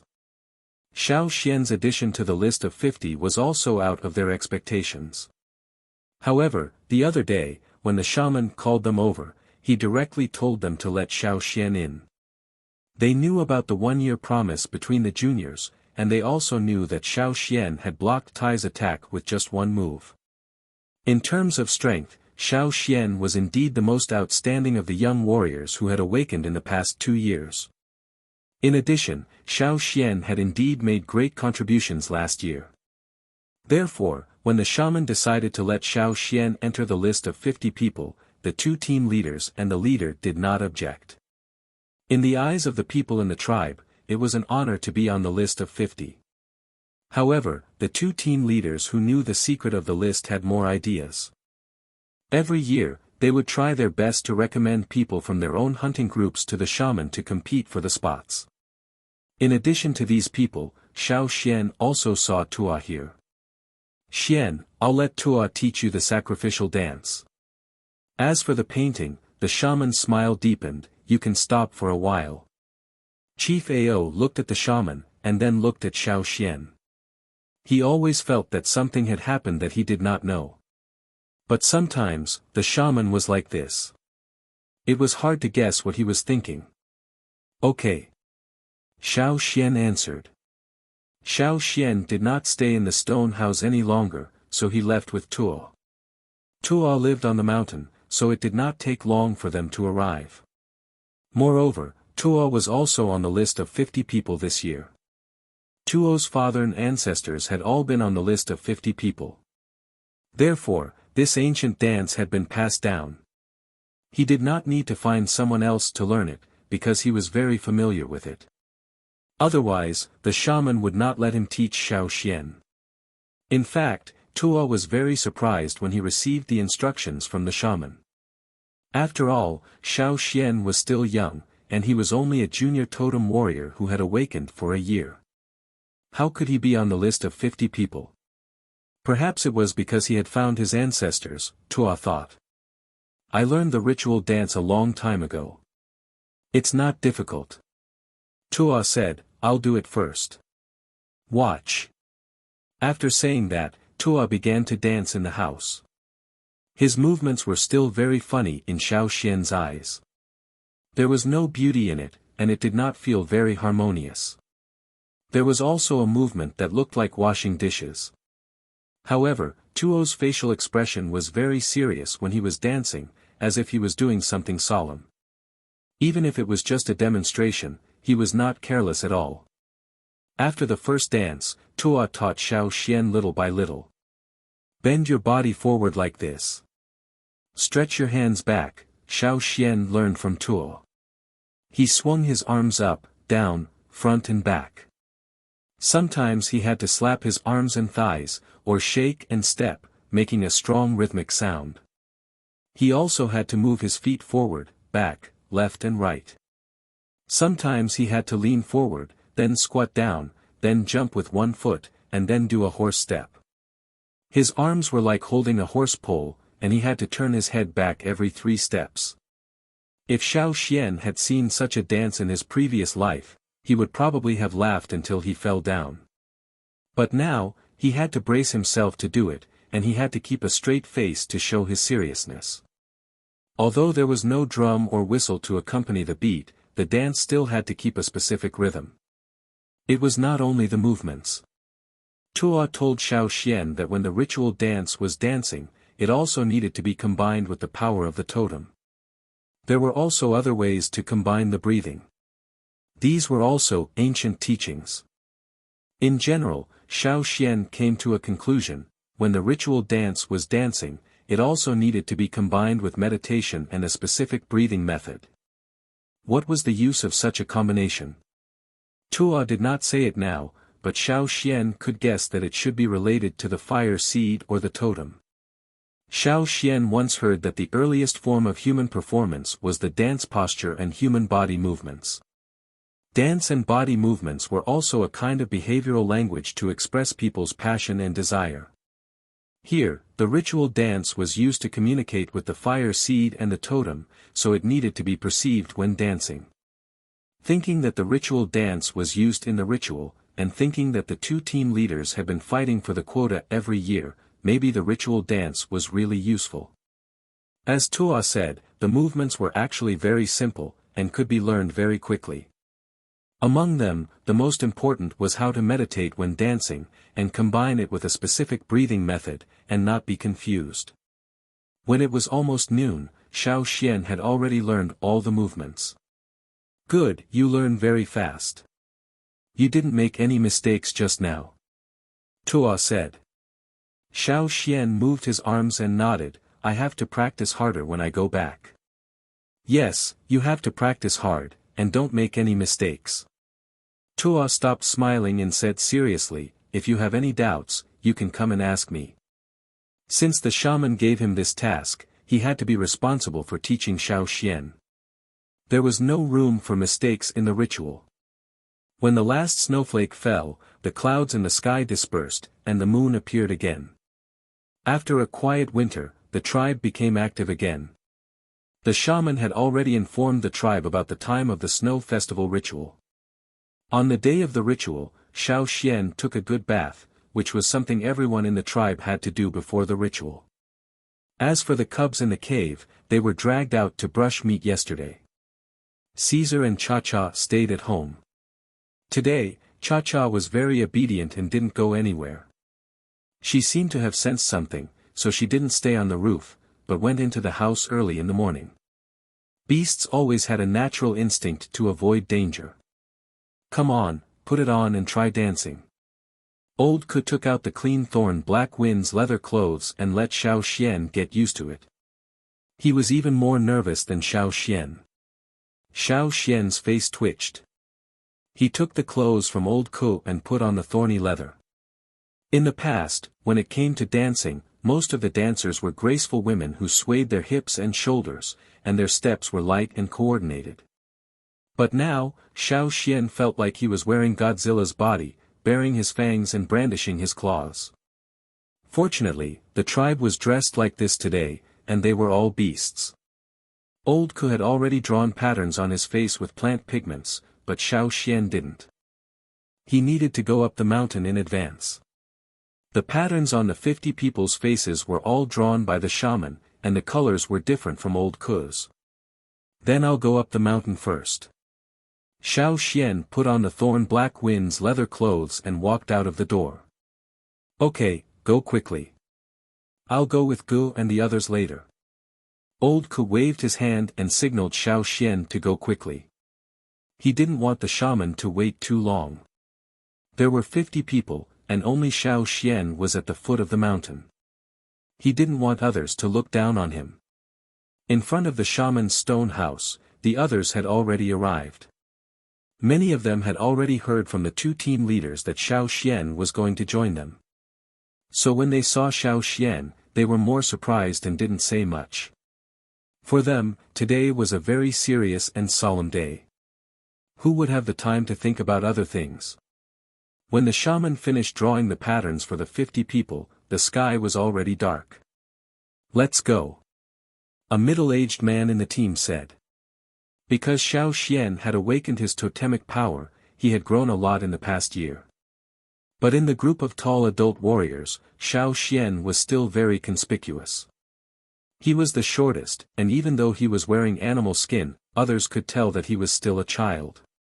Why is he there?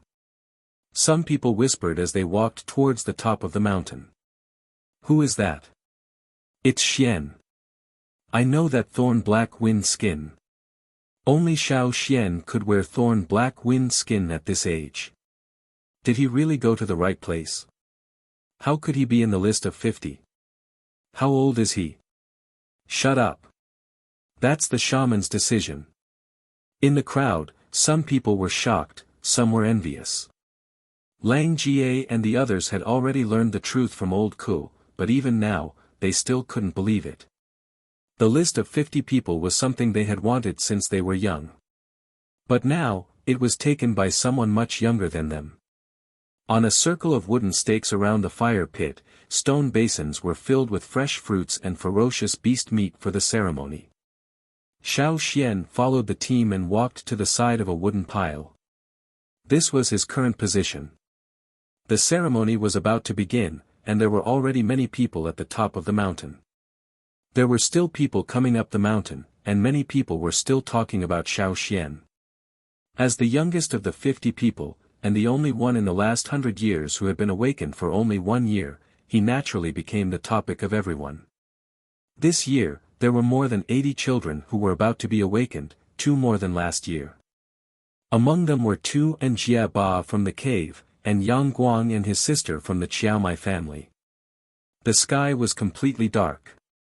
The steps were the same as in Xiao Xian's memory. When the shaman finally began to chant, Xiao Xian clearly felt the totem in his mind move. At the same time, the flame in the middle of the fire pit, which seemed to be difficult to burn even for the wooden stakes, jumped up and rolled up, as if a barrel of oil had been poured into it. In the blink of an eye, it began to expand and spread. As a totem warrior, his perception of totems was naturally stronger. The rising flame in the fire pit drove the totem in his mind to also begin to expand. When the fire pit was full of flames, the 2-horned totem wrapped in flames also appeared at the top of the flames. Chapter 112. The first flame of the 3 flames of the fire pit, soaring flame. Totem appeared. The totem power in their bodies became active even though they didn't actively activate it. The totem patterns on each totem warrior's face also appeared clearly. The blue and red colors in Xiao Xian's mind jumped along with the flames. Xiao Xian didn't know if it was his own illusion, but he felt that the flames in the fire pit were even higher and more intense than last year. It seemed that they would float out if he didn't pay attention. Standing next to the wooden stake, he couldn't move. Therefore, Xiao Xian couldn't observe other people's expressions. He didn't know if other people had the same idea, and he couldn't hear anything strange from the shaman's voice. Xiao Xian could only be suspicious. At this moment, the people present didn't think about anything else. They looked at the totem in the fire pit with pious eyes. The surroundings were lit up, and the whole mountaintop was covered with a layer of fire. The shaman's chanting became louder and louder. Dong! Dong dong! Drum beats with a specific rhythm, as well as the sound of bones and stones hitting, suddenly sounded. This meant that Xiao Xian was about to start dancing. With the shaman's chanting, the people next to the wooden stake began to dance along the fire pit. As an ancient dance that had been passed down since the founding of the tribe, Xiao Xian still underestimated it. It wasn't because the movements were difficult, nor was it because he was embarrassed to wash the dishes, dig the vegetables, and throw the rag in front of so many people. It was because when he started to dance, Xiao Xian really understood the mystery of the dance, and the awkwardness gradually disappeared. The sound of footsteps and the slight sound of the 50 people waving their arms gradually became unified and blended into the drumming sounds around them. The originally strange rhythm became harmonious with the addition of the sounds made by these sacrificial dancers.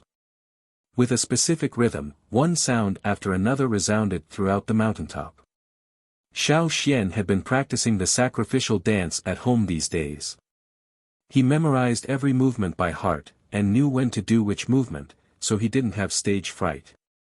During the dance, Xiao Xian used the special breathing method of the sacrificial dance according to Tuo's ancient teachings to feel the connection between the totems. Gradually, Xiao Xian felt that he seemed to be connected with the surroundings. The totem in the fire pit and the totem in his mind seemed to be gradually synchronizing. Xiao Xian didn't know whether the former was assimilating the latter or the latter was influencing the former.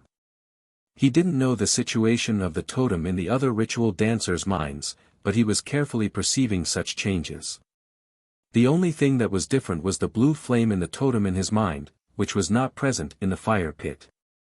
The ancient teaching said, "Try your best to establish a connection with the totem in the fire pit." Xiao Xian felt that he hadn't completely connected with the totem in the fire pit, so he tried to mobilize the blue flame in his mind. With the accumulation of the blue flame in Xiao Xian's mind, the overall flame of the totem rose. At the same time, the flame in the fire pit suddenly rolled up, and the flame almost doubled in an instant. An experienced sacrificial dancer was so scared that he almost made a mistake. After all, he had never encountered such a thing after dancing for so many years. Fortunately, he had a strong ability to adapt, so he quickly calmed down and continued to dance. Everything around them continued. However, when they looked at the 50 people dancing around the fire pit, they felt that it was a little different from the previous years. It seemed that these people were no longer the sacrificial dancers dancing around the fire pit. They were no longer in such an occasion, but warriors armed with short swords and spears, ready to go hunting at any time. Even the experienced sacrificial dancers felt that this time was different from the previous years. They felt a kind of boiling feeling, which couldn't be calmed down. The momentum of 50 people in one was full of strong and fierce power, exuding a kind of invincible majestic spirit. If Xiao Xian had to make an analogy, even the action of washing dishes could make people feel that the momentum was strong and incomparable. Unknowingly, the fire pit had entered the second flame. Fireballs flew out radially from the fire pit. Because the original flame in the fire pit had risen, the fireballs flying out seemed to be bigger than in the previous years. With the breathing method and the perception of the totem in meditation, Xiao Xian could feel that every fireball was flying towards him. Contact and then absorption. Some new energy was flowing in his body, brought by the fireballs flying over. It flowed along the meridians and gathered in one place. The totem flame in his mind expanded rapidly with the newly absorbed fireballs. If the energy absorbed by others from the fireballs was like a trickle slowly accumulating, then the energy obtained by the people dancing around the fire pit was like rivers flowing into the sea. Xiao Xian thought that this was probably the advantage and benefit of being a sacrificial dancer. Xiao Xian heard from Mai and the others that the state of the totem in one's mind was closely related to the speed of improvement of one's strength. In this way, it was easy to imagine the benefits of being able to stay by the fire pit during the sacrificial ceremony. No wonder the two team leaders desperately wanted more people from their hunting groups to come here every year. But no matter what, there were only 50 places every year. The sacrificial ceremony was still going on, so Xiao Xian couldn't afford to be distracted. When the third flame was finished, the ceremony was about to come to an end. Xiao Xian didn't know what level the third flame had reached, but the shaman's great luck made the people on the mountaintop cheer. The 80 kids closest to the fire pit finished their awakening ceremony. Xiao Xian stopped and looked around. These kids all had totem patterns on their faces. He looked carefully and found that none of them were missing. In the past, there were always a few kids who failed to awaken and had to wait for another year. But this year, all of them succeeded. Not only Xiao Xian was surprised, but even the shaman didn't expect this result. 4 of them, the shaman thought that they would delay their awakening for a year during the pre-selection. But unexpectedly, they all woke up this time. The shaman glanced at Xiao Xian's back, then lowered his eyelids and listened to Chief Ao, who was walking towards him, talk about the idea of this sacrificial ceremony. He then went to prepare for the next step. After the ceremony, the people who came to participate in the sacrificial ceremony also went down the mountain to celebrate. The shaman had said, "Great luck." Xiao Xian went to talk to Tu and Ba for a while, then went down the mountain with old Ku. Turning around, Xiao Xian bumped into Chiao Mai and his wife, who had just finished talking to Yang Guang and his sister. "Xian, you still have 20 days to solve Caesar's problem," Mai said. "But, since you can be selected as one of the 50, it will be easier to solve Caesar's problem." Last year, Ta's hunting team set out for the first hunt, and they took turns. This year, it was Gigu's team's first hunt, followed by Ta's hunting team. Therefore, after the sacrificial ceremony, Xiao Xian still had 20 days to persuade the others in the hunting team, and he also needed to talk to Ta. In the end, it was still the big head Ta who made the final decision. Well, he also needed to talk to the shaman. Xiao Xian planned to take Caesar to the hunt this year. He had been in the hunting team for almost a year, and he had analyzed the risks, advantages and disadvantages. Of course, theory was still theory. In the forest, anything could happen, and no one could be absolutely sure. It was always better to be cautious. Therefore, Xiao Xian planned that if Caesar did not perform well after going out with Caesar, he and Caesar would stop at the first hunting place, so as not to disturb the others' later hunts. In the next few days, Xiao Xian took Caesar to the shaman, and told him his idea. The result was just as Xiao Xian expected. The shaman did not object, but looked forward to it. He even specially allowed Xiao Xian to wait at the first hunting place with Caesar if something went wrong. Since the shaman had spoken, Ta did not say anything. Moreover, he had always remembered Xiao Xian's words last year, "A good dog is the hunter's eyes and ears." He also wanted to see how this wolf, who had been raised in the tribe by Xiao Xian since childhood and was thought to have lost its spirit, would perform. If it did perform well, he would not mind making it more convenient for him. After dealing with the shaman and Ta, Xiao Xian invited Caesar's hunting group to the training place. He let them watch Caesar's training, so that they could know more about Caesar's performance. Originally, they thought that since the shaman, the team leader, and Mai had all agreed, they would not object. Moreover, Xiao Xian was one of the 50 participants in this ceremony, so they did not want to offend him. After watching Caesar's training, some people even said that they would like to raise a wolf cub in the future. After all, there were always conflicts between wolves in the forest, and the loser would kill all the wolf cubs in their den. They had seen this several times, so maybe they could take the opportunity to bring some back. After dealing with the hunting group, Xiao Xian began to prepare for the hunt. The stone tools had been prepared in the winter, so there was no need to polish them anymore. Caesar's training continued every day. Xiao Xian also increased the difficulty of some traps, to see how it reacted. Caesar was very smart. Except for some too complicated ones, it could learn most of the skills Xiao Xian taught to it. Have you ever thought about what will happen to Cha-Cha in the future? Old Ku asked. Cha-Cha is not as honest as Caesar, and maybe it has already avoided us and flown out of the tribe to play a few times. Xiao Xian said. Once, he found some grass clippings on Cha-Cha's fur.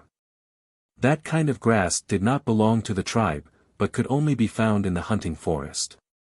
That time, Xiao Xian taught it a lesson, and it behaved for a while. But now, it probably could not hold back anymore. Now Cha-Cha had grown up a lot. In another half a year, Xiao Xian's arm would not be enough for it to rest on. But according to the shaman, this bird was still a child. It was curious, and could not be controlled. If it wanted to fly, no one could stop it. Now, Cha-Cha had already flown to the surface of the river to play.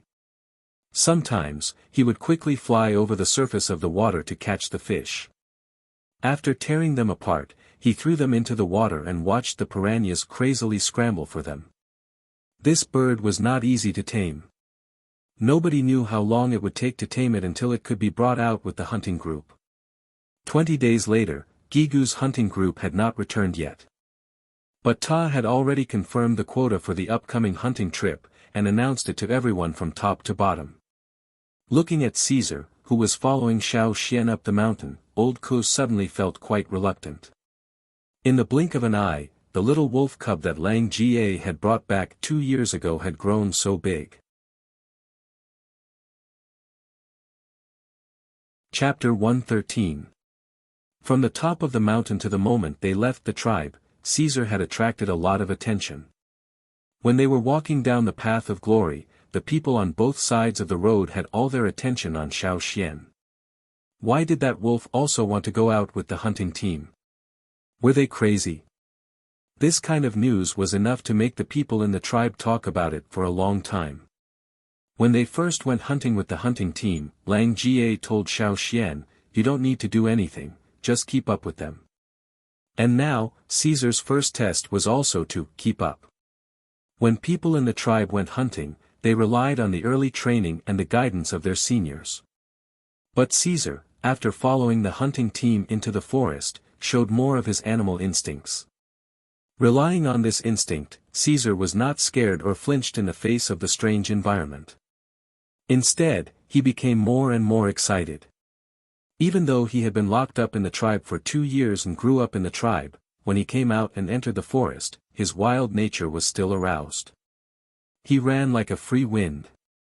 If the hunting team did not forbid him to run, he would have roared.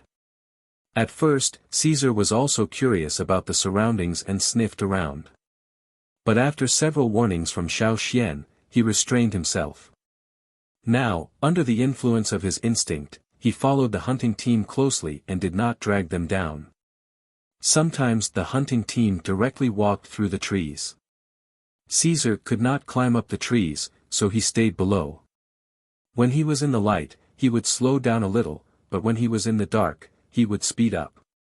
This was an instinct hidden in Caesar's blood. When he was in the tribe, he did not show it. But when he was in the forest, it was very obvious. Seeing that Caesar was following them all the time and did not cause any trouble, the hunting team was relieved. On the way, Caesar helped the hunting team to lure away a large beast, and easily returned to the team. After climbing over the mountain, they arrived at the first stronghold. They rested for the night and started hunting in the morning. When they went down the mountain, Lang Jie said to Xiao Xian, "Xian, keep an eye on Caesar. There are traps in this area. Be careful not to let it be." Before he finished speaking, Lang Jie saw that Caesar had already walked to the area where the traps were set. He sniffed left and right, seemingly walking around randomly, but he didn't step into any of the traps. The other members of the hunting group also slowed down their steps and looked in that direction. In this area, there were very few large wild beasts and ferocious beasts. Setting up traps here was actually mainly to guard against them. If other large wild beasts or ferocious beasts chased up the mountain, these traps could be used to block them. However, at this moment, Caesar was walking inside, but there were no sounds of traps being activated. Coincidence? That was too much of a coincidence. In the area where Caesar was walking, there were more than a few traps. However, until now, none of them had been activated. Everyone turned to look at Lang Jie blushed, and his eyebrows twitched. Obviously, the situation in front of him was also out of his expectation. I taught it to recognize some traps, so it has a lot of practice in this area. Xiao Xian said calmly. He had already expected that the traps over there wouldn't pose a threat to Caesar. When they were in the tribe, such traps were an essential training task every day. It knows how to avoid traps. Lang Jie swallowed his saliva, and found it hard to accept. If even such a wild beast knew how to avoid traps, then who would set traps for them in the future? Would it look good there? When I come back in the afternoon, I will change the traps over there. Lang Jie said seriously. Indeed, he didn't put much effort into the traps over there. After all, the chances of them being used over there were not high, and they were only used once a year. Every time he came over, he just checked if the traps were broken, and if there were any small wild beasts that accidentally entered. Seeing Lang Jie like this, I felt funny. Well, even wild beasts know how to learn. Lang Jie, you have to work harder. After going down the mountain, Caesar didn't run far. Instead, he followed Xiao Xian closely, and looked around vigilantly. 3 thorn black winds were missing at the foot of the mountain last year, but soon other ferocious beasts would enter this area. Therefore, they still couldn't let down their guard. My! There's a hole. Ong, who was in charge of scouting ahead, whispered. Hearing Aang's words, the others were all delighted. Where?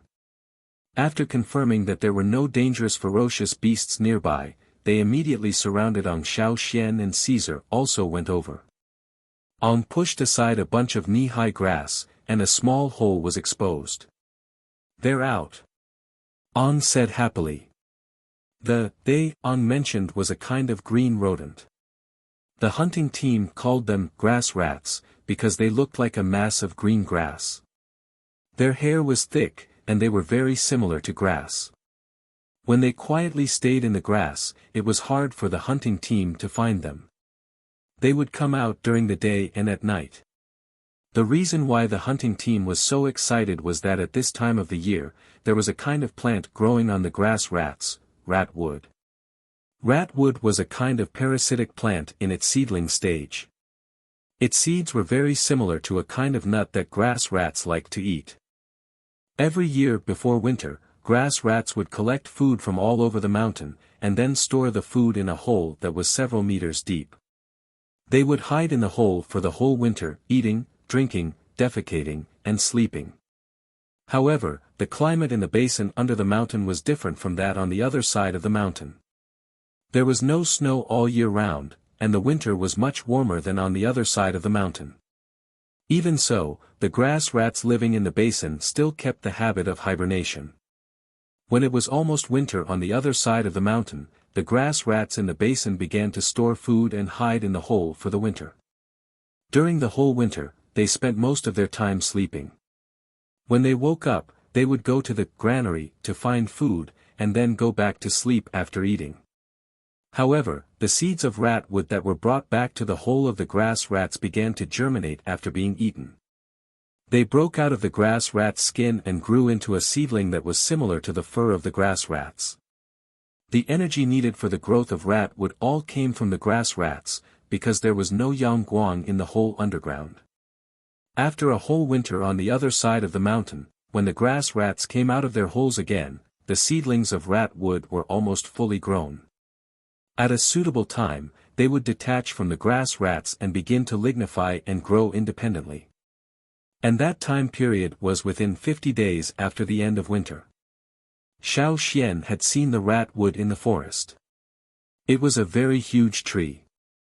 It was hard to imagine that such a huge tree, from the germination to the seedling stage, was actually a parasite on the grass rats.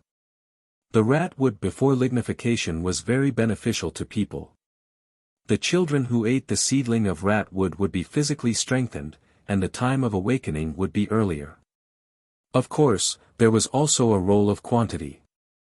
The more they ate, the more obvious the effect would be. Even if the time of awakening could not be shortened, it could still strengthen the body. Many people in the hunting group had children who had not yet awakened. For them, if they could awaken a year earlier, there would be one more warrior in their family, and they could go out hunting a year earlier, with more food. For the awakened warriors, the seedling of ratwood also had a certain detoxification effect, which was better than the medicine they usually used. The people on the mountain might not care about it, but for the people at the foot of the mountain, the seedling of ratwood was indeed very attractive. What was more difficult was that the grass rats were not easy to catch. They were very good at hiding. After they left the cave, no one knew where they would go. There were many entrances to the cave, so even if one guarded one, it could still come out from another one, unless all the other entrances were blocked. Secondly, they had to hurry. If the ratwood had already separated from the grass rat, it would be useless even if they found it. Mike carefully looked at the soil at the entrance of the cave, and calmly said, "Look at the soil, they should have come out for at least half a day." Hearing that it had already been a day, everyone's excitement was cooled down a lot. They had been out for so long, how could they still find it? Can Caesar find it? Ong looked at Caesar, and asked Xiao Xian. We can have a try. Xiao Xian said. Hearing this, everyone's excitement was rekindled. Can it really find it? How can it find it? It has never seen a grass rat. Well, let Caesar try first. My stopped the others from asking more. His 2 children had already awakened, so they didn't need the help of the rat with seedlings. However, for its detoxification effect, they could try their best to find it. Under Xiao Xian's signal, Caesar went to the entrance of the cave and sniffed. It walked around the cave and seemed to confirm something. It had never seen a grass rat, but there was a smell around the cave, and that was a grass rat. Caesar walked a few steps in a direction, and then looked back at Xiao Xian. Uncle Mai, it might be over there. Xiao Xian said. Follow it. Everyone followed behind Caesar. They were not very fast, and sometimes they would warn each other when they encountered ferocious beasts. Caesar, who was tracking, seemed to be very excited. As it sped up, Xiao Xian knew that they were getting closer and closer to the grass rat. Whoosh!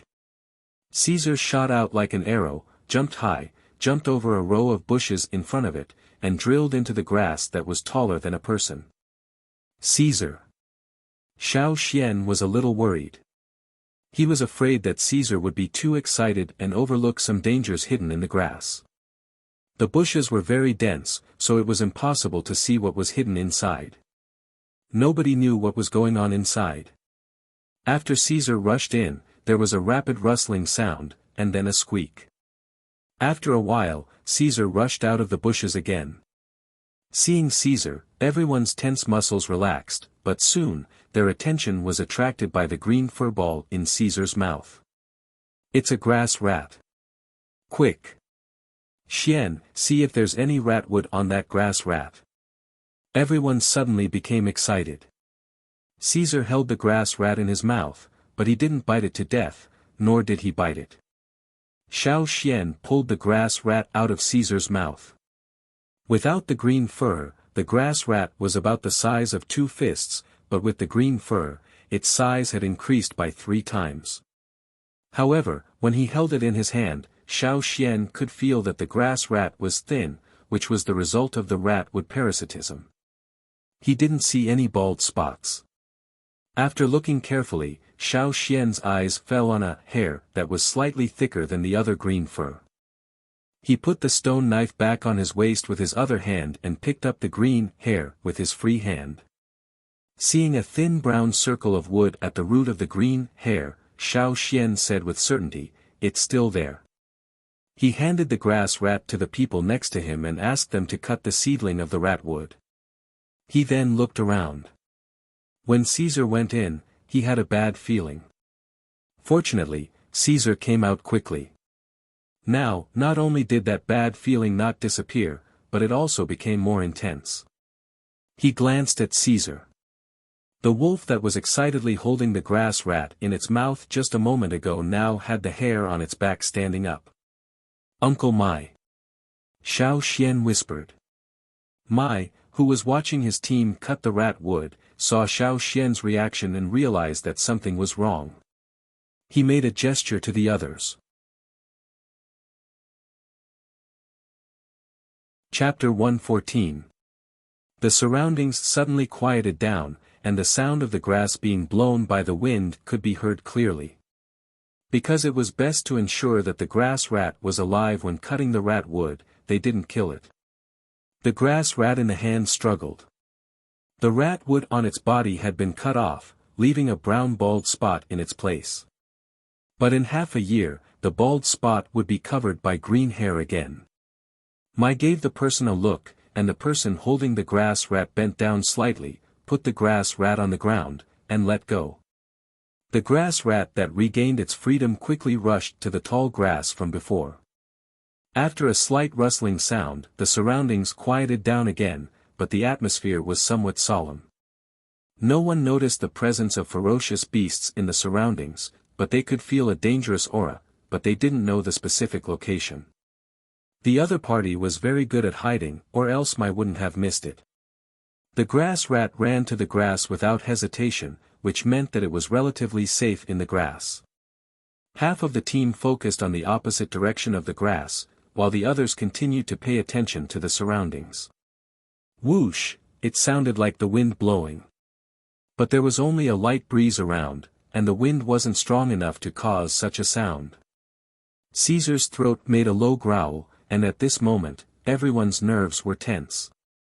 Whoosh, there was another small but rapid sound, as if something was flying quickly. It was close. The surrounding trees weren't dense, and Yangguang illuminated the forest brightly. A black shadow flashed under Yangguang. Over there. Mai rushed over, and at the same time, another black shadow flashed by. In the past, the wild beasts and ferocious beasts in the forest would first attack the weakest in the team, and Xiao Xian would bear the brunt of it. He had experienced it for a whole year last year, and the other's first reaction was to protect Xiao Xian. But this time, the other party charged straight at Caesar. Xiao Xian raised his saber and prepared to step forward to help Caesar block the attack. Unexpectedly, Caesar took the initiative to meet the attack. Within a short distance, Caesar instantly accelerated. His speed was almost pushed to the limit. Like a tightened and loosened bow, he shot out and collided directly with the flying creatures. Bang! Puff! The sound of collision and the sound of flesh being cut rang out. The two landed on the ground and started fighting. It was a creature that looked like a bat with a winged claw. Its wingspan was about 2 meters. It was probably bitten by Caesar, so it couldn't fly up immediately after landing. However, such a creature should only be active at night. Why would it come out in broad daylight? While the two were fighting, Xiao Xian threw a few spear darts at the bat-like creature. It was Caesar's first time encountering such a strong opponent in the wild, and it might not be able to deal with it easily. There were already a few scratches on its body. The stinging of the spear darts distracted the bat. Puff! The sound of flesh being forcefully torn was heard. The smell of blood spread. Caesar tore off one of the bat's wings. The sharp cry almost broke through the eardrums, and the sound waves made people dizzy. But soon, the cry came to an abrupt end because the bat's head was bitten off. Following Caesar's low growl, there were a few more puffs. The dead bat was bitten into a bloody mess. Only then did Caesar stop. Caesar, come here. Xiao Xian quickly stepped forward, intending to check on Caesar's injuries. However, just as he approached, Caesar, who had been staring at the dead bat with his head lowered, suddenly looked up at Xiao Xian. Xiao Xian stopped in his tracks. He felt as if someone had poured a bucket of ice water over his head, making him feel cold. At this moment, Xiao Xian was looking at a pair of eyes filled with ferocious killing intent. The cold gaze seemed to tear everything around it into pieces. It was emotionless.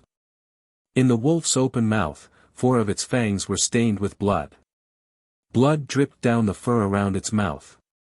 Xiao Xian knew that at this moment, Caesar's ferocious nature, which had been suppressed for 2 years, had awakened. Xiao Xian remembered the pack of wolves in the forest where the hunting ground was located. Caesar was similar to those ancient wolves. Even if he had been a cub, even if he had lived in the tribe for the past 2 years, even if Caesar had gotten along well with the people around him, the ferocious nature was still hidden in his body. It was only waiting for an opportunity to awaken again, like a volcanic eruption. The longer he suppressed it, the more intense the eruption would be. Looking at Caesar, who was crouching beside the bat, Xiao Xian tightened his grip on the stone knife in his hand. If Caesar could not control his ferocious nature and attacked everyone, the hunting group would not spare him. Xiao Xian would stab him himself, and no one else would have to do it. After 2 years of raising him, it was impossible to say that he had no feelings for him. Over the past 2 years, he had grown from a cub that could be held with one hand to a wolf that was taller than himself. Many things had happened in between. From the cave to his own house, Xiao Xian had grown from a thin child to a totem warrior. Caesar had always been by Xiao Xian's side. However, at this moment, both Xiao Xian and Caesar, who had lost his mind, had to make a choice. First, if he attacked the hunting group, Xiao Xian would stab him himself. Second, if he did not want to stay in the hunting group anymore, Xiao Xian would let him go for the sake of the past 2 years. Third, he could control his ferocious nature and come back.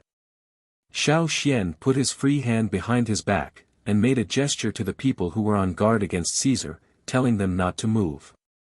His eyes were fixed on the wolf that was less than 10 meters away from him. "Caesar, what will you choose?" In fact, when he decided to bring Caesar out, Xiao Xian had thought about such a situation. Although he did not want to face it, if he stayed in the tribe and did nothing but eat and sleep, he would become everyone's food sooner or later. The shaman had given him a tattoo, but he could take it back. Here, a pet that only enjoyed a comfortable life was not allowed. He needed to prove his value. Blood flowed from the corners of the wolf's mouth, and its eyes were filled with killing intent. It stood there, panting. Every time it breathed, it would carry the thick smell of the blood of this strange bat. However, looking at Xiao Xian, the wolf's murderous look gradually faded away, and his eyes became clear. Wiping the blood from his mouth, Caesar looked up at Xiao Xian, and then walked towards Xiao Xian. "Xian." Lang Jie could not help but remind him. They were really frightened by Caesar's appearance. In the tribe, everyone said that Caesar was a wolf that had lost his spirit, and that he was useless. Many people said that Caesar should be eaten as food. However, what was wrong with Caesar just now? Lost his spirit? Bullshit. That murderous look made Lang Jie shiver, and he almost threw the spear in his hand at him. Useless. He even tore off the wings of that monster just now. How could he be called useless? Sure enough, a beast was still a beast. His ferocity was still there. Xiao Xian waved his hand behind his back again, telling Lang Jie and the others not to make a move for now. Caesar lifted his foot and slowly walked towards Xiao Xian. His wolf claws were still stained with blood. Every step he took, he left a bloody footprint. His fur was also stained with blood when he tore off his wings, making him look even more ferocious. 8 meters. 5 meters. 3 meters, Xiao Xian looked at the wolf that was getting closer and closer. His eyes were calm, but his heart was beating faster. He stretched out the hand behind his back, but the other hand was still holding the stone knife, ready to deal with any changes. Caesar panted as he slowly walked in front of Xiao Xian. He looked at Xiao Xian, then lowered his head, as if he knew that he had done something wrong. He lowered his ears and rubbed his head against Xiao Xian's outstretched palm. The moment his palm touched the wolf's head, Xiao Xian let out a long breath and put down his hand that was holding the stone knife. As usual, Xiao Xian would rub Caesar's head after completing the task successfully. Well done. Caesar's head swayed along Xiao Xian's hand. He even stuck out his tongue and licked Xiao Xian's hand, getting some bat blood on Xiao Xian's hand. "Xian. Are you okay now?" Lang Jie stuttered. Caesar looked the same as usual, but after what happened just now, he didn't dare to approach him. He didn't put down the spear in his hand. "I'm okay now." Xiao Xian knew that the others in the hunting group would have to guard against Caesar for a while, but he knew that it would get better gradually. After this incident, Caesar's ferocity came back. But it was good that he could control himself. Pulling Caesar aside, Xiao Xian checked the claw marks on his body. He took out some powder that he made to treat external injuries and sprinkled it on the wounds. He wanted to see if it would work. After Xiao Xian pulled Caesar aside, Lang Jie and the others walked over to check the dead bat. The other one had been killed by Mai. That one was bigger than the one Caesar killed, with longer and sharper claws. If Caesar had fought against that one, he would have been badly injured. Why did these things come out in the daytime? Another older warrior in the hunting group asked. Is it the same as last year's thorn black wind? It also came out in the daytime. Someone asked. No, It's not the same. Mai shook his head. The thorn-black wind came out to take revenge on us. But, why did these things come out? I've been hunting for so many years, and I've only seen them a few times. The group fell into silence. They were not afraid of these creatures. In fact, these two were not very powerful in the forest. But, they were afraid that there might be some trouble behind them. Every abnormal situation in the forest could be a sign of something big. While they were in silence, they suddenly heard a few whistles. All the members of the hunting group were here, but no one blew the whistle. Obviously, the whistles were not from their own group, but from other groups. You guys stay here. We'll go and have a look. Mai led a few people and rushed towards the direction where the whistles came from. After a while, Mai and the others came with 5 people. The 5 of them all had different degrees of injuries. They were from a hunting group that was close to Xiao Xian's hunting route. Last year, when Xiao Xian and Mao were chased away by the thorn-black wind, Mai asked them for help. Seeing the bat that was killed by Mai on the ground, the leading man's face changed. You guys met it? Not just one, we met 2.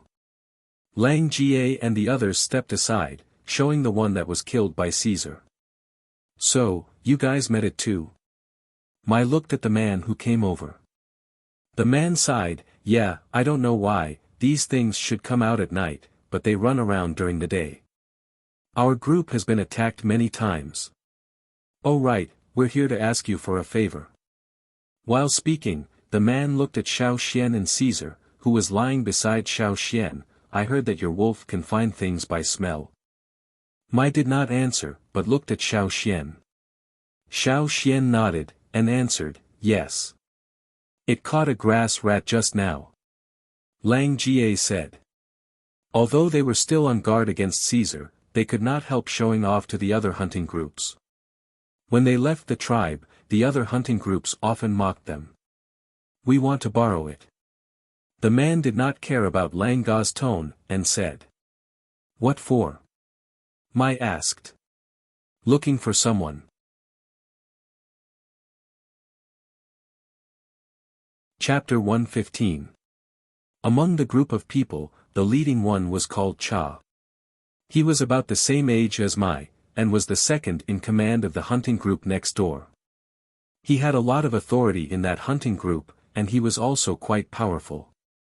Among the 5 people who came, Cha was the least injured one. Did you lose anyone? Mai asked in surprise. The hunting had just begun, and no one had gone missing. Obviously, something was wrong. 3 of them went missing. When we were resting in the first location, the 3 of them went to fetch water, and then they never came back. Cha's voice was hoarse when he was talking. Obviously, this incident was a great blow to their hunting group. If something had happened to them during the hunting, it would be fine. But they went missing without any reason, and even their bodies could not be found. They were not willing to give up just like that. The place where they fetched water was also on the mountain, not too far from the cave. There were no dangerous ferocious beasts either. But, we didn't see any of them until night fell. Cheng brought some people to look for them, but they didn't find them. They only found some traces near the place where they fetched water, but it was not enough to find them.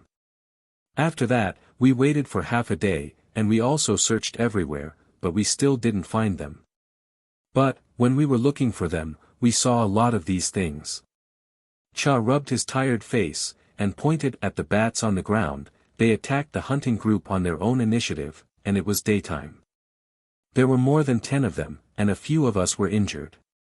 Cheng asked me to bring some people here to ask for your help, but I didn't expect that these things had already flown here. Xiao Xian listened to him, and noticed that Caesar next to him was a bit strange. He looked at his wound and found that it was not getting worse. The color of the blood was still healthy, but Caesar looked very tired. He was bitten, right? Cha said, after being bitten by those things, he will feel weak all over, but he won't die. Give him some of this. Cha handed Xiao Xian a root-like thing. Xiao Xian had learned about herbal medicine from the shaman for a long time, so of course he knew what it was. This kind of root could refresh one's mind, and could also cure some narcotic poisons. However, it was very difficult to find them in the hunting ground. Besides, Cha and the others didn't think highly of Caesar before they set off for the hunting trip. They even laughed at Mai for allowing Caesar to come with them. But now, Cha was actually willing to take him out. Seeing Mai, Lang Jie and the others looking at him, Cha said helplessly, "I still need him to help me find people." That was true. Who asked you to laugh before? Now that you need help, you're looking for it, right? Lang Jie and the others really wanted to show off, but when they thought of what had happened, their hearts sank again. Disappearing without a trace, not even a trace of the person could be found. Just hearing about it made one shiver. They were not afraid of fighting ferocious beasts, but they were always nervous about the unknown. What did Cheng say? Mai asked. Cheng said that the person who fetched the water might have been bitten by those things.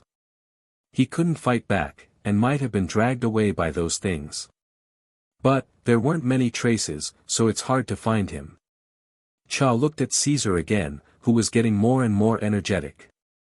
I hope it can help. Xiao Xian checked the wounds on Caesar's body. After making sure there were no problems, he focused on the 2 dead bats. The saliva of these bats had a strong narcotic effect. Xiao Xian pried open their mouths with a stone knife, and found that their upper incisors were much bigger than the other molars, and their canine teeth were as sharp as knives. The wounds on Caesar's body were caused by these teeth. Creatures with teeth like these obviously ate flesh and blood. In addition, these bats had sharp claws, strong hind limbs, and a pair of big eyes. How is it? Can we go now? Cha was a bit anxious. The longer they stayed, the harder it would be to find them. He still didn't know how the hunting team was doing. Mai looked at Xiao Xian, and saw Xiao Xian nodding, which meant that Caesar had recovered. Mai said, "Okay, let's go." The hunting team went back to the cave first, and brought some stone tools, just in case. Cha led them, but they didn't go up the mountain. Although it was less dangerous up there, they had to take a long detour. They were in a hurry, and had to get there as soon as possible. So, they chose the shortest route. On the way, they met a few more bats like that, and they killed them together.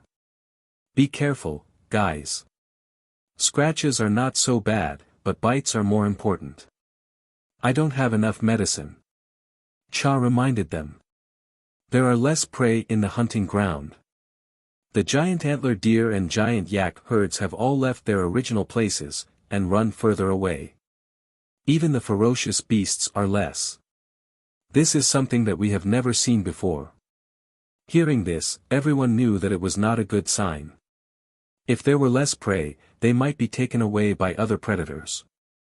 The giant antler deer and giant yak herds might be moving away to avoid this dangerous place. However, even the ferocious beasts were less in the hunting ground. What could make them afraid? It's not a good thing.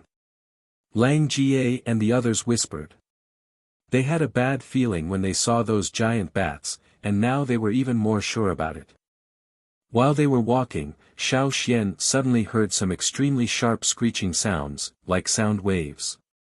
However, Lang Jie and the others beside him didn't react at all, as if they didn't hear it. The hair on Caesar's back stood up again, and he stared at the sky with vigilance. Cha, Mai, and the other middle-level totem warriors, who were walking in the front, suddenly stopped. Mai made a hand gesture to the others, signaling them to be quiet and stay on high alert, while he listened carefully. It's them. Mai lowered his voice and said. Yes. Cha nodded, but, their target now is not us. They must have found other prey. Mai, did you hear anything? Why didn't I hear anything? Lang Jie asked. You guys are not strong enough. Mai listened carefully, and then pointed to a direction, go up the tree. Be careful and stay hidden. Let's observe the situation first. Since Caesar couldn't climb trees, Xiao Xian let him hide in the grass. Xiao Xian nimbly climbed up a big tree nearby, until he was high enough to see somewhere not far away. He found a thick branch with dense leaves and hid there. Looking up, he saw a tree civet standing on a branch diagonally above him. At this moment, the tree civet was tense all over, with its hair standing up. Its mouth was wide open, and its eyes were filled with fear. This kind of vigilance and fear was not directed at Xiao Xian, but at those creatures in the sky that were approaching. However, just when it was vigilant, Xiao Xian suddenly jumped up, scaring it and making it almost fall from the branch. The tree civet's round eyes stared at Xiao Xian for a while, and after confirming that Xiao Xian was not a threat for the time being, it bared its teeth at Xiao Xian and threw an unfinished arthropod in its claws at Xiao Xian, as if it was angry that Xiao Xian scared it. Xiao Xian tilted his head, avoiding the insect that was thrown at him. The insect hit the tree trunk directly, but a few drops of green liquid splashed out and landed on Xiao Xian's face. Xiao Xian expressionlessly wiped the insect's liquid off his face and cursed in his heart, "Tree civet, this little thing, really has a bad temper." However, Xiao Xian would not be angry with it over such a small matter. Suddenly, the tree civet turned its head and looked in a direction. That was where my head pointed just now.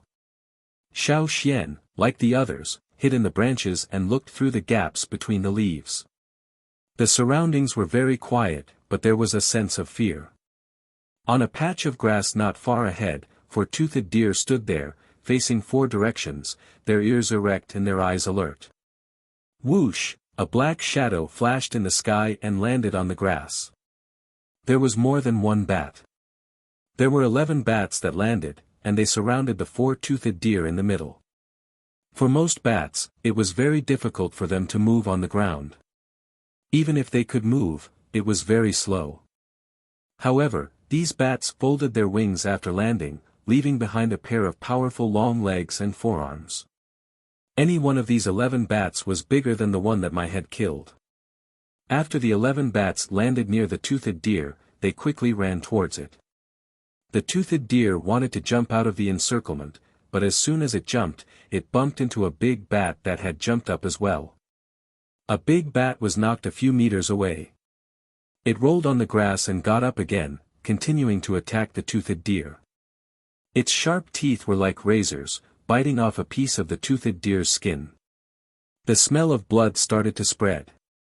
After being bitten, the toothed deer's movement became slower and slower. They did not manage to escape at first, and now, it was even more impossible. All four of the toothed deer were bitten, and one of them even started to feel weak in the legs. Those bats did not take the chance to continue to bite, but waited patiently. When the last toothed deer finally fell to the ground, they did not start to enjoy the delicious meal immediately. Instead, 2 or 3 of them worked together to grab the toothed deer that had lost its ability to move. They spread their wings and flew away. After those bats left, the hunting group gathered under the tree. Everyone's expression was not very good. They didn't seem to want to eat their prey immediately. Mai said. Cha's face was gloomy. That's why Ching said to find the missing people as soon as possible.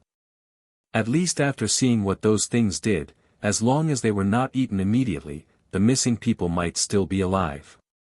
They seem to be hoarding food, but the winter is over. A slightly older warrior in the group said, "Then, who are they going to feed these food to?" The group fell into silence. "Let's find the missing people first." Cha sighed. When Cha led Mai and the others to the first location of their hunting group, and met up with the leader of the hunting group, Cheng was applying medicine to the wounded. "What happened? Were you attacked again?" Cha hurried a few steps forward to check on the wounded. "Fortunately, none of them are seriously injured." Cheng stood up and walked towards Mai. Finally, a smile appeared on his bitter face. "You guys are finally here." Cheng glanced around, and his sight fell on Caesar, who was standing beside Xiao Xian. "I didn't expect that we would have to rely on him this time." While the 2 hunting group leaders were exchanging information, Xiao Xian was observing the situation in the cave. The warriors in the hunting group, who were still in high spirits when they set off, were now all listless, probably because of the mysterious disappearance of their companions, and the possible big crisis. Everyone had injuries on their bodies. Fortunately, most of them were scratches and only a few had been bitten. The most fortunate thing is that I didn't bring those brats with me this time. Otherwise. Qing didn't continue. If there were any newly awakened young warriors in the team, they would definitely be the ones to be attacked the most. Just like Xiao Xian last year, the newly awakened young warriors did not have much hunting experience. If they were not careful, they would die. Xian, it's up to you and Caesar now, Qing said.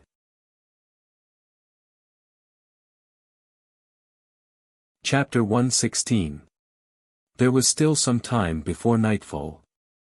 In order to find the missing people as soon as possible, the team leader immediately led Xiao Xian out to have a look.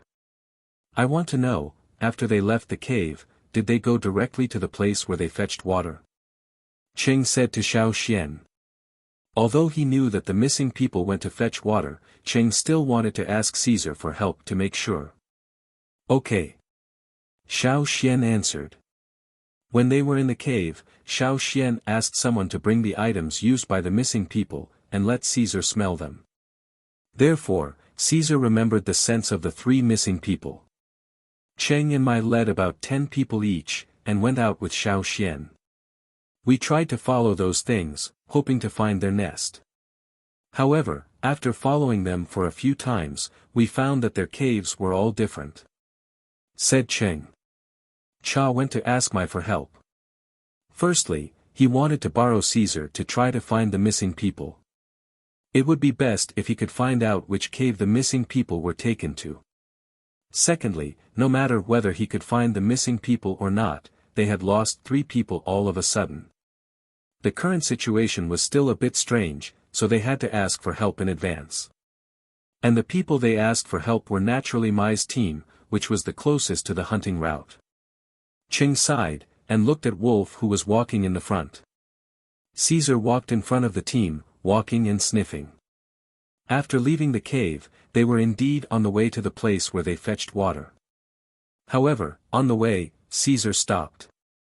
After observing Caesar's reaction, Xiao Xian said, "One of them went that way." Qing looked at the direction Xiao Xian pointed, and shook his head. "There is no cave, no forest, and no water there. We don't usually go there. We didn't look carefully over there," said Cha. Qing stayed silent for a few seconds, and said, "Let's go to the place where they fetched water first." There was only one person who left halfway, but all 3 of them were missing.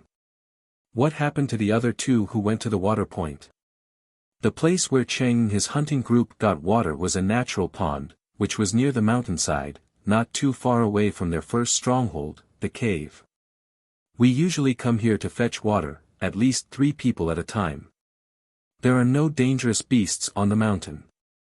Even if we encounter one, we can escape smoothly. I've come here to fetch water several times. But, it's different this time. Cha pointed at the grass under his feet. There were some marks on the grass, probably from when the missing person fell to the ground. A lot of the grass was crooked. There were knife and claw marks on a stone beside it. The knife marks belonged to the missing warrior. The claw marks were similar to the claws of the bats, and they were even bigger than the bats he had seen before. If the missing warrior was taken from the air, then it was no wonder that the hunting group couldn't find him, because there were no other useful clues on the ground. However, after being taken away from the sky, even Caesar, who had a much more sensitive sense of smell than humans, found it difficult to continue searching. "Let's go take a look at that," Cheng said with some disappointment. That was the only way. The group turned back, and returned to the place where the 3 warriors separated. Here, one warrior had left. Caesar carefully identified the smell, and led the group to walk.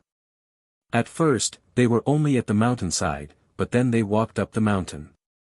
I remember that there are a lot of rocks in that area, and it's not easy to walk.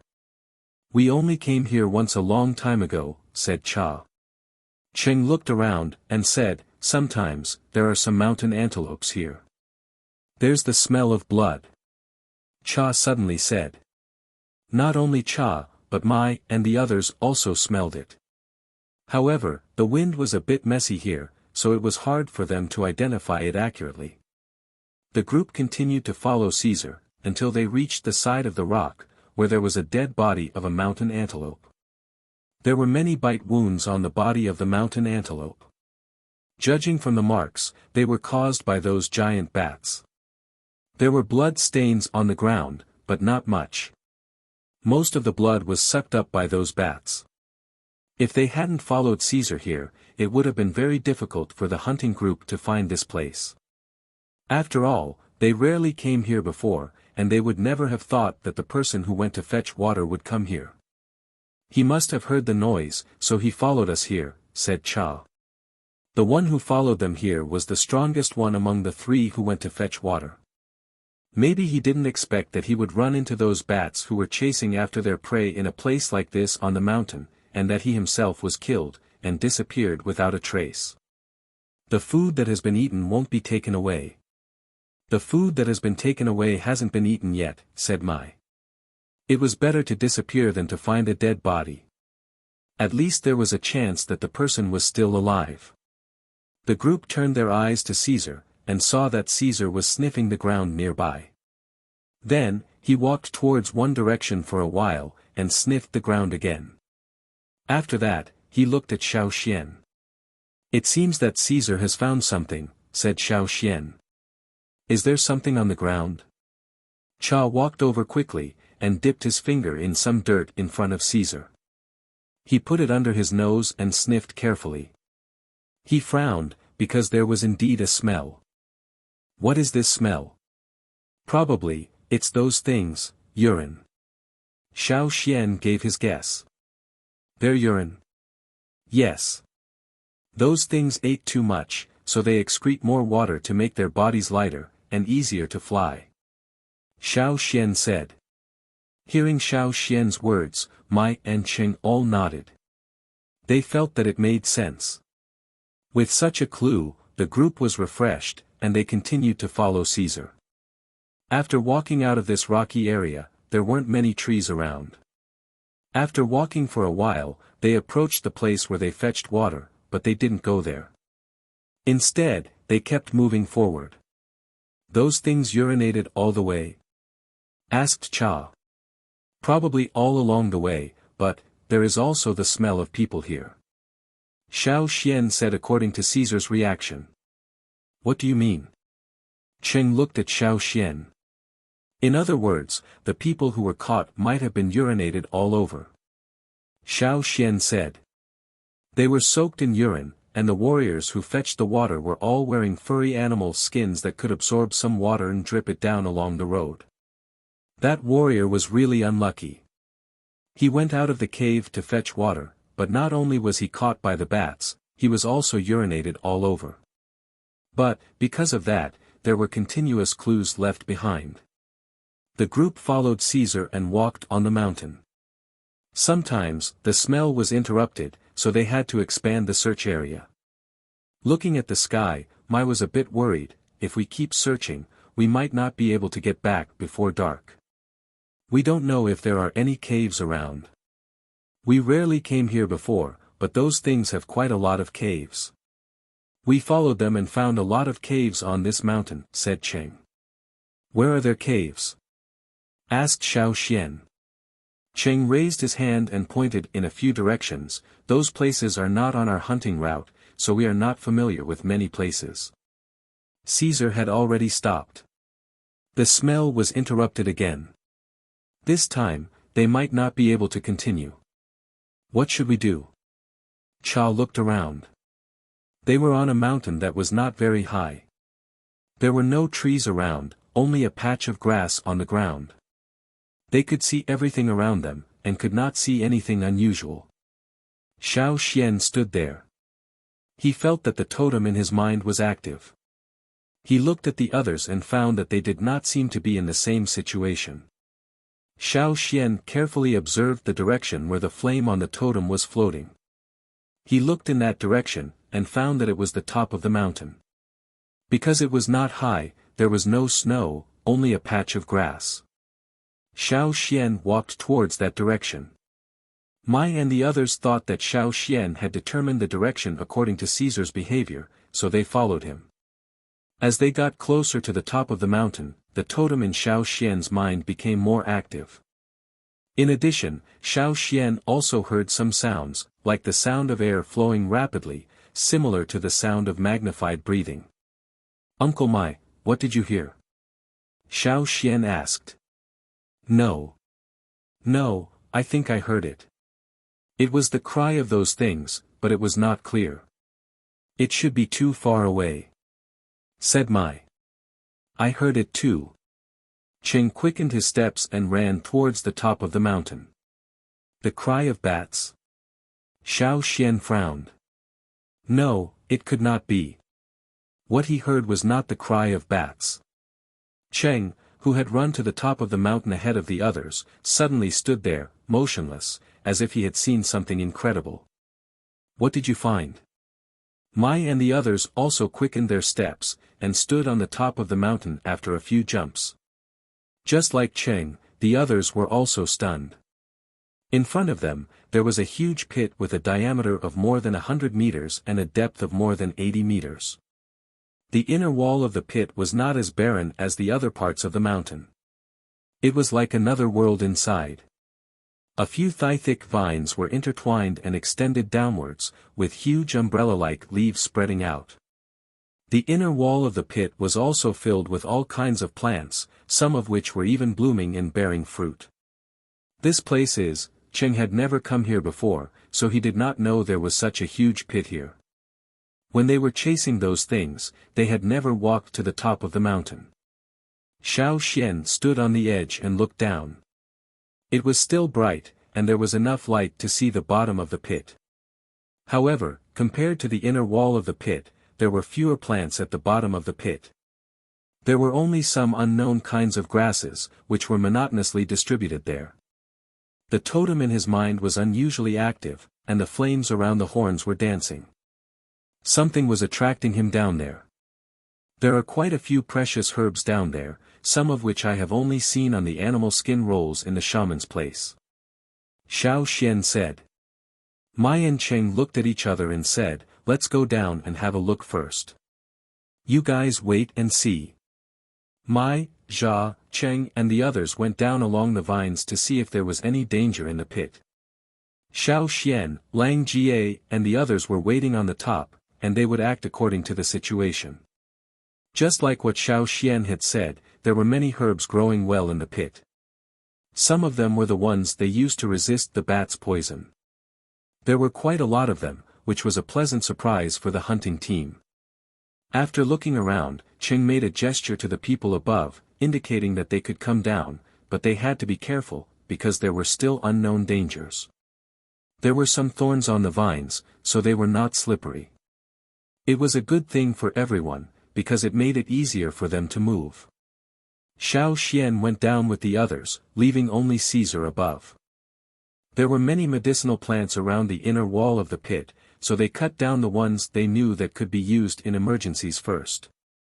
Xiao Xian did not pay attention to the rare plants around first.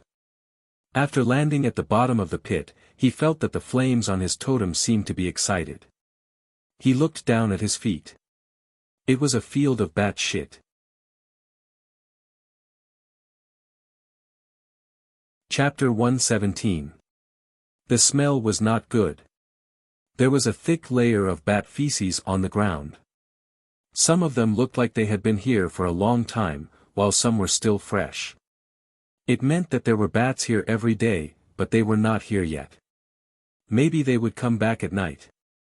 There were many big cracks on the inner wall of the pit, which were about 1 to 8 or 9 meters wide. Some sounds came from the cracks, which were the bats' cries that Mai and the others had heard before. Some of the bats' cries could be heard by everyone, while some were beyond the hearing ability of junior totem warriors. Only Mai and the other intermediate totem warriors could hear them. Or maybe, there were some sounds that even Mai and the others could not hear. The sound of the rapid airflow was there all the time, and it sounded every once in a while. It was very rhythmic, but only Xiao Xian could hear it. Although the sounds of bats could be heard coming from the wide cracks, they sounded a little far away. Because of this, Mai and the others allowed the people above the pit to come down. However, they also reminded them to be careful and not to make too much noise. There were claw marks around the cracks, which were similar to the ones found on the rocks at the water point. Those big bats' hook-like claws could cling to the cracks of the rocks and move around flexibly. Cheng! Cha said in a low voice. Cha found a stone knife on the ground around the cracks, which belonged to the missing warriors. It seems that they were indeed caught and brought here. They went in from here. Cheng looked at the huge cracks that were several meters wide, and his eyes were vicious. He wanted to kill all those things.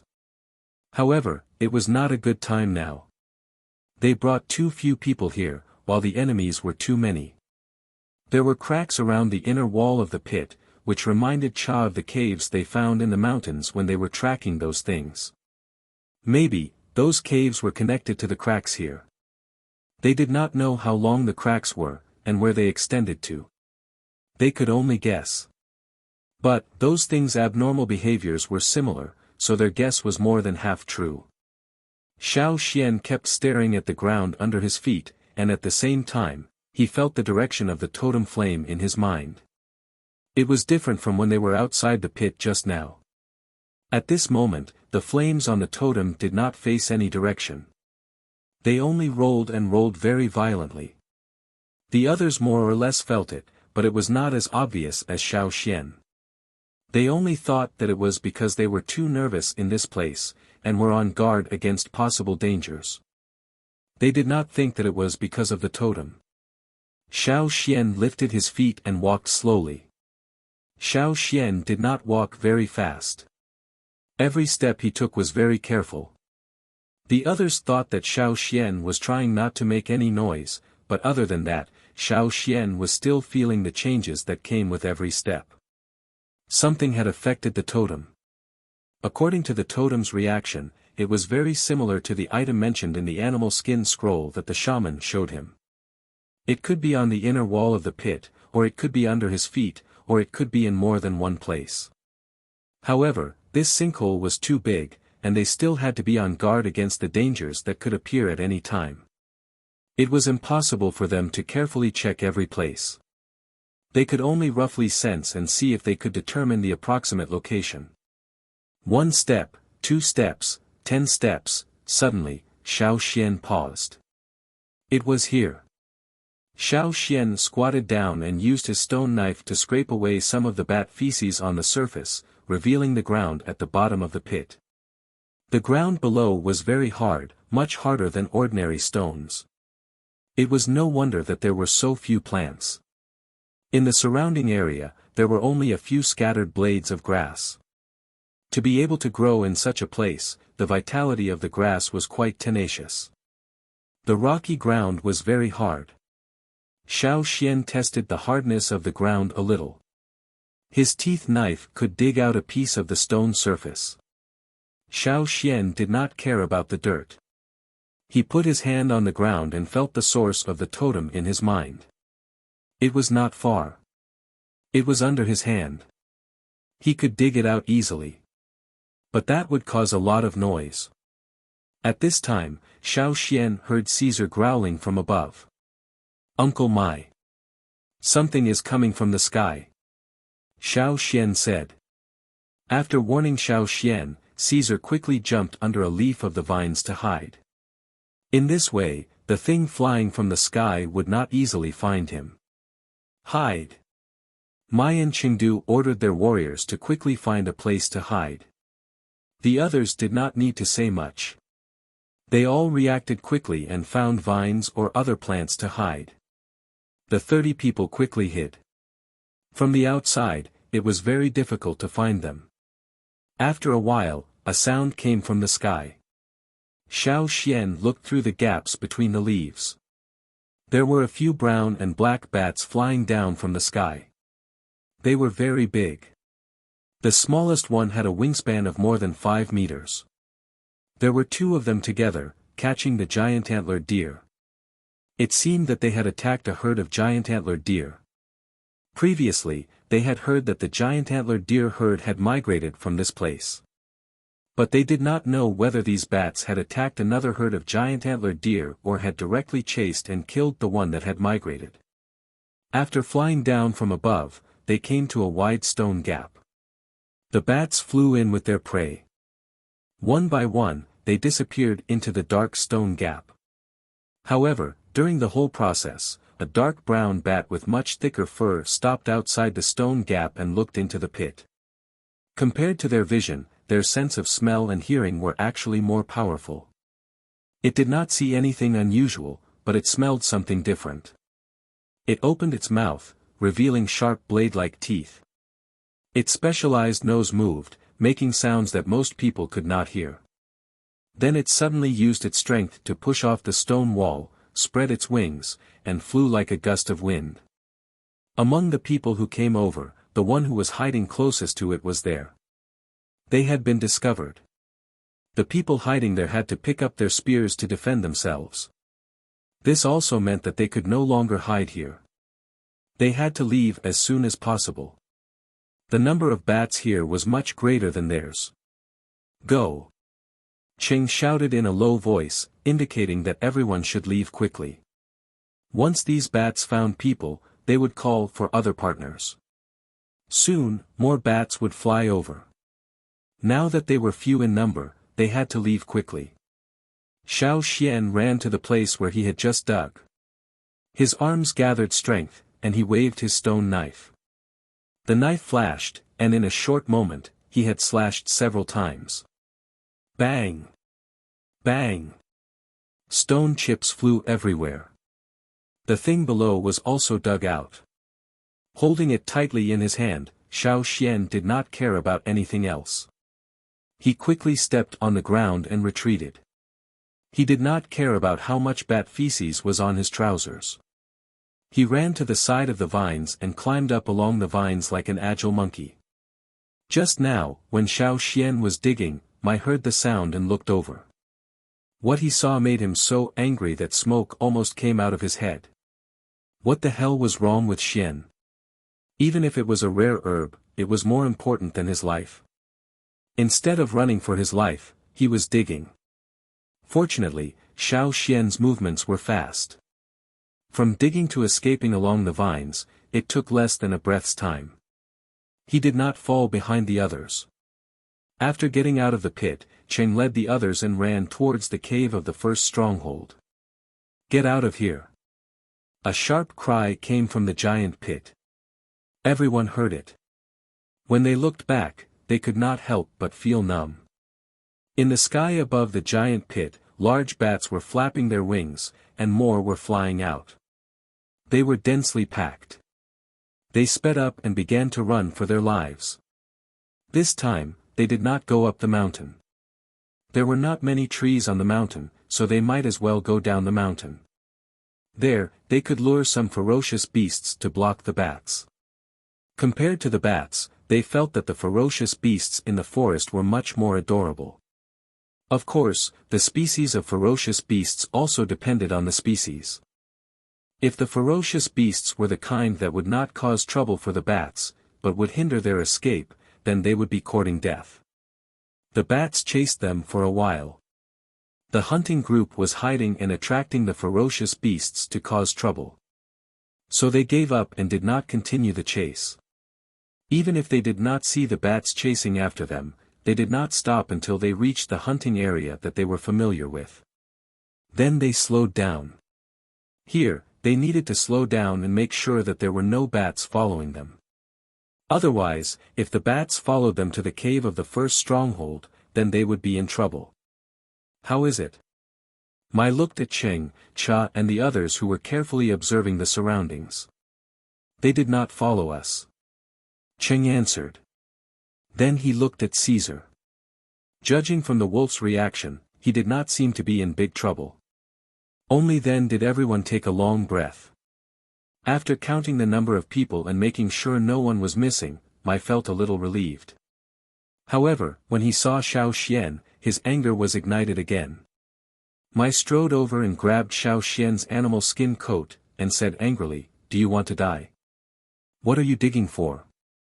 Do you know you were almost caught and eaten by them? I should have let you stay outside." It was rare for Mai to be so angry. He treated Xiao Xian as his own junior. When Xiao Xian had an accident last year, he regretted not paying more attention to him. Fortunately, Xiao Xian was safe and sound. But today, Xiao Xian, who had been behaving well and obeying orders, actually did something like that. Under such an emergency situation, what was worth taking such a risk? Cha sat on the ground and panted. He shook his head and thought, luckily he is not from my team, or I would definitely beat him up. Xiao Xian, who was lifted up by Mai's coat, was also stunned. He had never seen Mai so angry since the first day he joined the hunting group. However, Mai was doing this for his own good. He was not scolding him, but just caring about him. Lang Jie wanted to say something to comfort Mai, but as soon as he took a step forward, he was stared at by Mai. He smiled embarrassedly and did not dare to move forward. "What are you doing this for? What did you dig up? Take it out." If it were not for the situation, Mai would have roared out loud. "Sorry, I was too impulsive." Xiao Xian also knew that he was too impulsive. He had to calm down next time. As he said that, Xiao Xian reached out his fist, palm up, and slowly opened his fingers in front of Mai, revealing the thing in his palm. "It's just a..." Seeing the thing in Xiao Xian's palm, Mai suddenly thought of something. Before he could finish his sentence, he was stuck there, as if someone was choking his neck. His face turned red, and for a moment, he almost stopped breathing, as if he could not believe what he saw. Cha stood up and wanted to take a closer look. Unexpectedly, as soon as he stood up, he was pushed aside by Cheng, who walked quickly to him. Pushing aside the debris in front of him, Cheng stared at the red crystal in Xiao Xian's hand. His eyes were red like Mai's, but no one knew whether it was because he was too excited, or because of the light refracted by the small crystal. Fire crystal.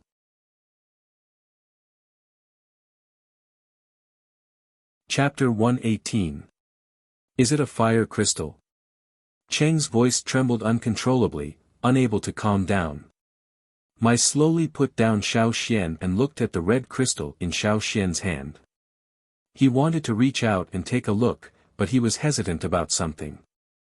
Xiao Xian reached out his hand and flipped his palm, letting the crystal fall. Mai was afraid that he would be too slow, so he hurriedly caught it. He held it in his hand as if he was holding a treasure. He was nervous, excited, and in disbelief. All kinds of emotions were boiling and chaotic at the moment. He couldn't tell what he was feeling. When he touched it, he could feel a warm current flowing. This warm current could only be around the crystal and couldn't extend further, as if it was confined. The entire crystal was only the size of a quail egg. Its shape was irregular, and its surface was not very clean. There were even some stone chips on it. However, the light that shone down from the gaps between the leaves above was not very bright. When it shone on the red crystal, it was covered in a thick layer of red light and shadow. The leaves above were swaying with the wind, and the light shone down was also changing. It seemed that the light and shadow around the red crystal were flashing around it, like a dancing fire, intoxicating people. Is it really a fire crystal? Cheng trembled and moved closer, wanting to take a look himself. Mai closed his hand and held it tightly in his hand. Seeing Mai like this, Cheng opened his eyes wide and the beard on his cheeks trembled. He said word by word, "You won't give it to me?" Cheng looked at Mai, as if he would kill him if he didn't show it to him. The muscles on Mai's face were also trembling. He didn't know what kind of expression he should make. The two of them stared at each other for a while before Mai slowly opened his finger. It was much slower than when Xiao Xian opened his finger, as if it was in slow motion. When he opened his finger, he emphasized, "This was discovered by our team." Cheng automatically omitted Mai's. Our team found it, and took the red crystal from Mai's hand. It wasn't as cold as the other stones. Instead, it was warm. The fire crystal. It's really the fire crystal. Cheng held it in his hand and didn't want to return it. The fire crystal was an extremely precious stone for the tribesmen. It contained the energy needed by the totem warriors, and it could also help the totem warriors improve their strength. The way to absorb the fire crystal was special. It needed to be burned on the fire seed. Part of the burning energy was absorbed by the fire seed, and the other part was absorbed by the people around the fire pit. More than 20 years ago, in Gigu's team, someone found a fire crystal a little bigger than a fingernail. At that time, more than 10 junior totem warriors were promoted to intermediate totem warriors overnight. Although several intermediate totem warriors were not promoted to senior totem warriors, the totem tattoos on their arms were closer to their wrists. A long time ago, one of the shamans had said that whoever found the fire crystal would have the priority to use it. No matter if you were from the mountain or the foot of the mountain, no one else could interfere. However, there was another point. It must be in the hunting group as a whole. Once it was found, it could be used by the hunting group, and their families could also benefit from it. No matter to Mai, Cheng, or anyone in the tribe, this was very attractive. Have you seen enough? Give it back to us. This was found by our team. Mai wanted to grab it back, but Cheng didn't want to give it back. Xiao Xian watched the two team leaders grab a stone regardless of the time and place. Weren't they afraid of attracting the bats and ferocious beasts by making such a big noise here? While the two were grabbing, Cheng said, "Our team is also here. You are not the only one here. Don't try to take it all by yourself." Seeing the two team leaders like this, the warriors in the two teams also began to discuss. Some of them didn't know what the fire crystal was, but after being told by their teammates, they understood. They looked at Cheng's clenched hands with burning eyes. The warriors in the tribe had a persistent desire for power. This desire made them willing to take any risk and face any crisis. The two sides were in a stalemate for a while. Suddenly, someone asked Xiao Xian, "Xian, where did you find the fire crystal?" Hearing this, the two team leaders stopped and looked at Xiao Xian. "It's in that big pit," said Xiao Xian. Mai didn't want to fight with Cheng. Anyway, Cheng couldn't take it all by himself. "Before you left, you were digging for the fire crystal?" Mai asked. "Yes. At that time, I felt something under my feet. It felt good. Later, when I was running away, I didn't want to give up, so I dug it out." Xiao Xian said, "Sorry, I will be calmer next time."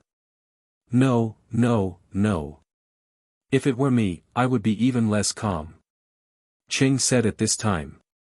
If it were him, who felt the fire crystal under his feet, he would probably dig it out on the spot. However, this might not be noticed by everyone. After all, Xian was with the shaman. Everyone attributed Xiao Xian's discovery of the fire crystal to the shaman in their minds. As long as it was related to the shaman, they would believe it without question. At this time, Cha couldn't help but think, why wasn't he on our team? But soon, everyone realized one thing. Cheng's breathing was a little messy. He tried to slow down his tone, and asked Xiao Xian, "When you were in the pit, did you feel the fire crystal in other places?" "Yes." Xiao Xian said affirmatively. When they were running away, they felt a few places, but they didn't have time to dig it out. As soon as Xiao Xian finished his words, the surroundings became silent instantly. Then, there was the sound of rapid breathing. There were fire crystals, there was more than one fire crystal, and it was so big, boss. "Let's go dig for the fire crystal." "Yes. Let's go." Cheng's team members were all anxious, and couldn't wait to run back to the giant pit. Wait. Let me think about it first." Cheng began to walk in circles, thinking about what to do. Even when he was walking in circles, he didn't loosen his clenched fists. Xiao Xian found that the people in the tribe seemed to like to walk in circles when they were excited. Every time he saw them walking in circles, Xiao Xian thought of the dog he raised in his previous life. Every time it pooped, it would walk in circles first. If I knew there were fire crystals there, I would have tried to get more, even if I had to fight with those things. Cheng said, but now we are back, we have to think about it carefully. Yes, we have to prepare more, we can't rush. Although Mai said so, his tone was not much softer than Cheng's. They were all thinking about the fire crystals. Let's go back first. Cheng said. Okay. Let's go. A group of people took stone swords and spears and planned to run away. Which way are you going? I mean to go back to the cave of our first stronghold. Cheng said while shaking his beard. A group of people became listless. Back to the cave of Cheng's first stronghold, Mai finally got the fire crystals back from Cheng, and told Xiao Xian that he would keep them for now. Xiao Xian didn't mind. Mai didn't mean to keep them all to himself. Besides, to enjoy the benefits of the fire crystals, they were all in small groups, so no one could miss out. Mai and Cheng, who were more powerful in the hunting group, gathered together to discuss. Because it was Xiao Xian who found them, they also asked Xiao Xian to join them. After a night of discussion, the two group leaders finally decided to call the other three hunting groups. When Xiao Xian said that there were more fire crystals, he thought that if Mai and Cheng wanted to keep them all to themselves, he would stop them and refuse to help. Only they might not be able to eat that big piece of meat. After calming down, everyone knew that it was impossible for the two hunting groups to fight against those giant bats. Besides, there were wounded people in the hunting groups, so they were not in good condition. Mai and Cheng took out the animal skin roll and wrote a few words to the other three hunting group leaders in the name of their own hunting group. As for whether they would come or not, it was up to them. However, as long as they weren't stupid, they would come without arrest. Now everyone should still be in the first stronghold. They haven't gone far. We can still find them if we go there quickly. Mai and Cheng each sent a few people to deliver the letter to the other three hunting groups. And those who stayed in the cave, the wounded ones hurried to recover, and those who were not wounded, went out to hunt those giant bats that attacked everywhere. They killed every single one of them. Before, they all avoided the bats, but now, since they knew it was related to the fire crystals, their attitude was different. Every day, they rushed out with stone swords and spears, as if they had been injected with chicken blood. After receiving the letter, the other three hunting group leaders responded quickly. The fastest one came the next day, and the slowest one came the morning of the third day. They brought the whole hunting group with them. They couldn't finish their hunting routes this time, but no one had any objection. Even the ancestors would crawl out and raise both hands to agree. Every member of the hunting group came here willingly, and one was more anxious than the other. They were afraid that they couldn't get a share of this big meat. 5 hunting group leaders jointly made a decision that the main goal this time was to encircle and hunt the giant pit. Before that, they had to figure out the countermeasures. Before the 5 hunting group leaders figured out the countermeasures, the members of the 5 hunting groups were in a state of high spirits every day. When they heard about the abnormal situation, all the uneasiness, anxiety, fear, and uncertainty were thrown far away. Now, they were sharpening their swords, thinking about how to kill more bats every minute. The person who was bitten was lying in the cave to recover. Half asleep, he got up in a daze, and staggered to walk in an S shape. His voice was not clear, "Let me go. I can still kill more." His teammates smiled apologetically to the others in the cave, and then walked over to pull him back. Yes, yes, yes, you can still kill more. Then, with a punch, he knocked the man out, dragged him to the side, and left him there to recover quietly.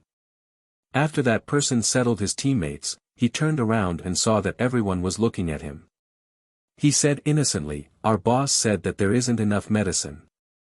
The people who were bitten will be fine after taking some medicine and sleeping. They will also recover their strength. The 5 hunting groups all gathered in the cave that became their first stronghold. It was a little crowded, but it didn't matter. Everyone was full of hope now. Everyone was looking forward to being promoted as soon as possible. Mai and the others were looking forward to being closer to advanced warriors. In normal times, they could enjoy relatively less resources. Most of them lived at the foot of the mountain. They were more ambitious, for themselves, and for the next generation. As for the advanced group, well, the advanced group was too far away to find them. You're tuning in to the Han Li's Wuxia Chronicles YouTube channel. We're so grateful for your support, and don't forget to subscribe to join us on this incredible journey through captivating stories.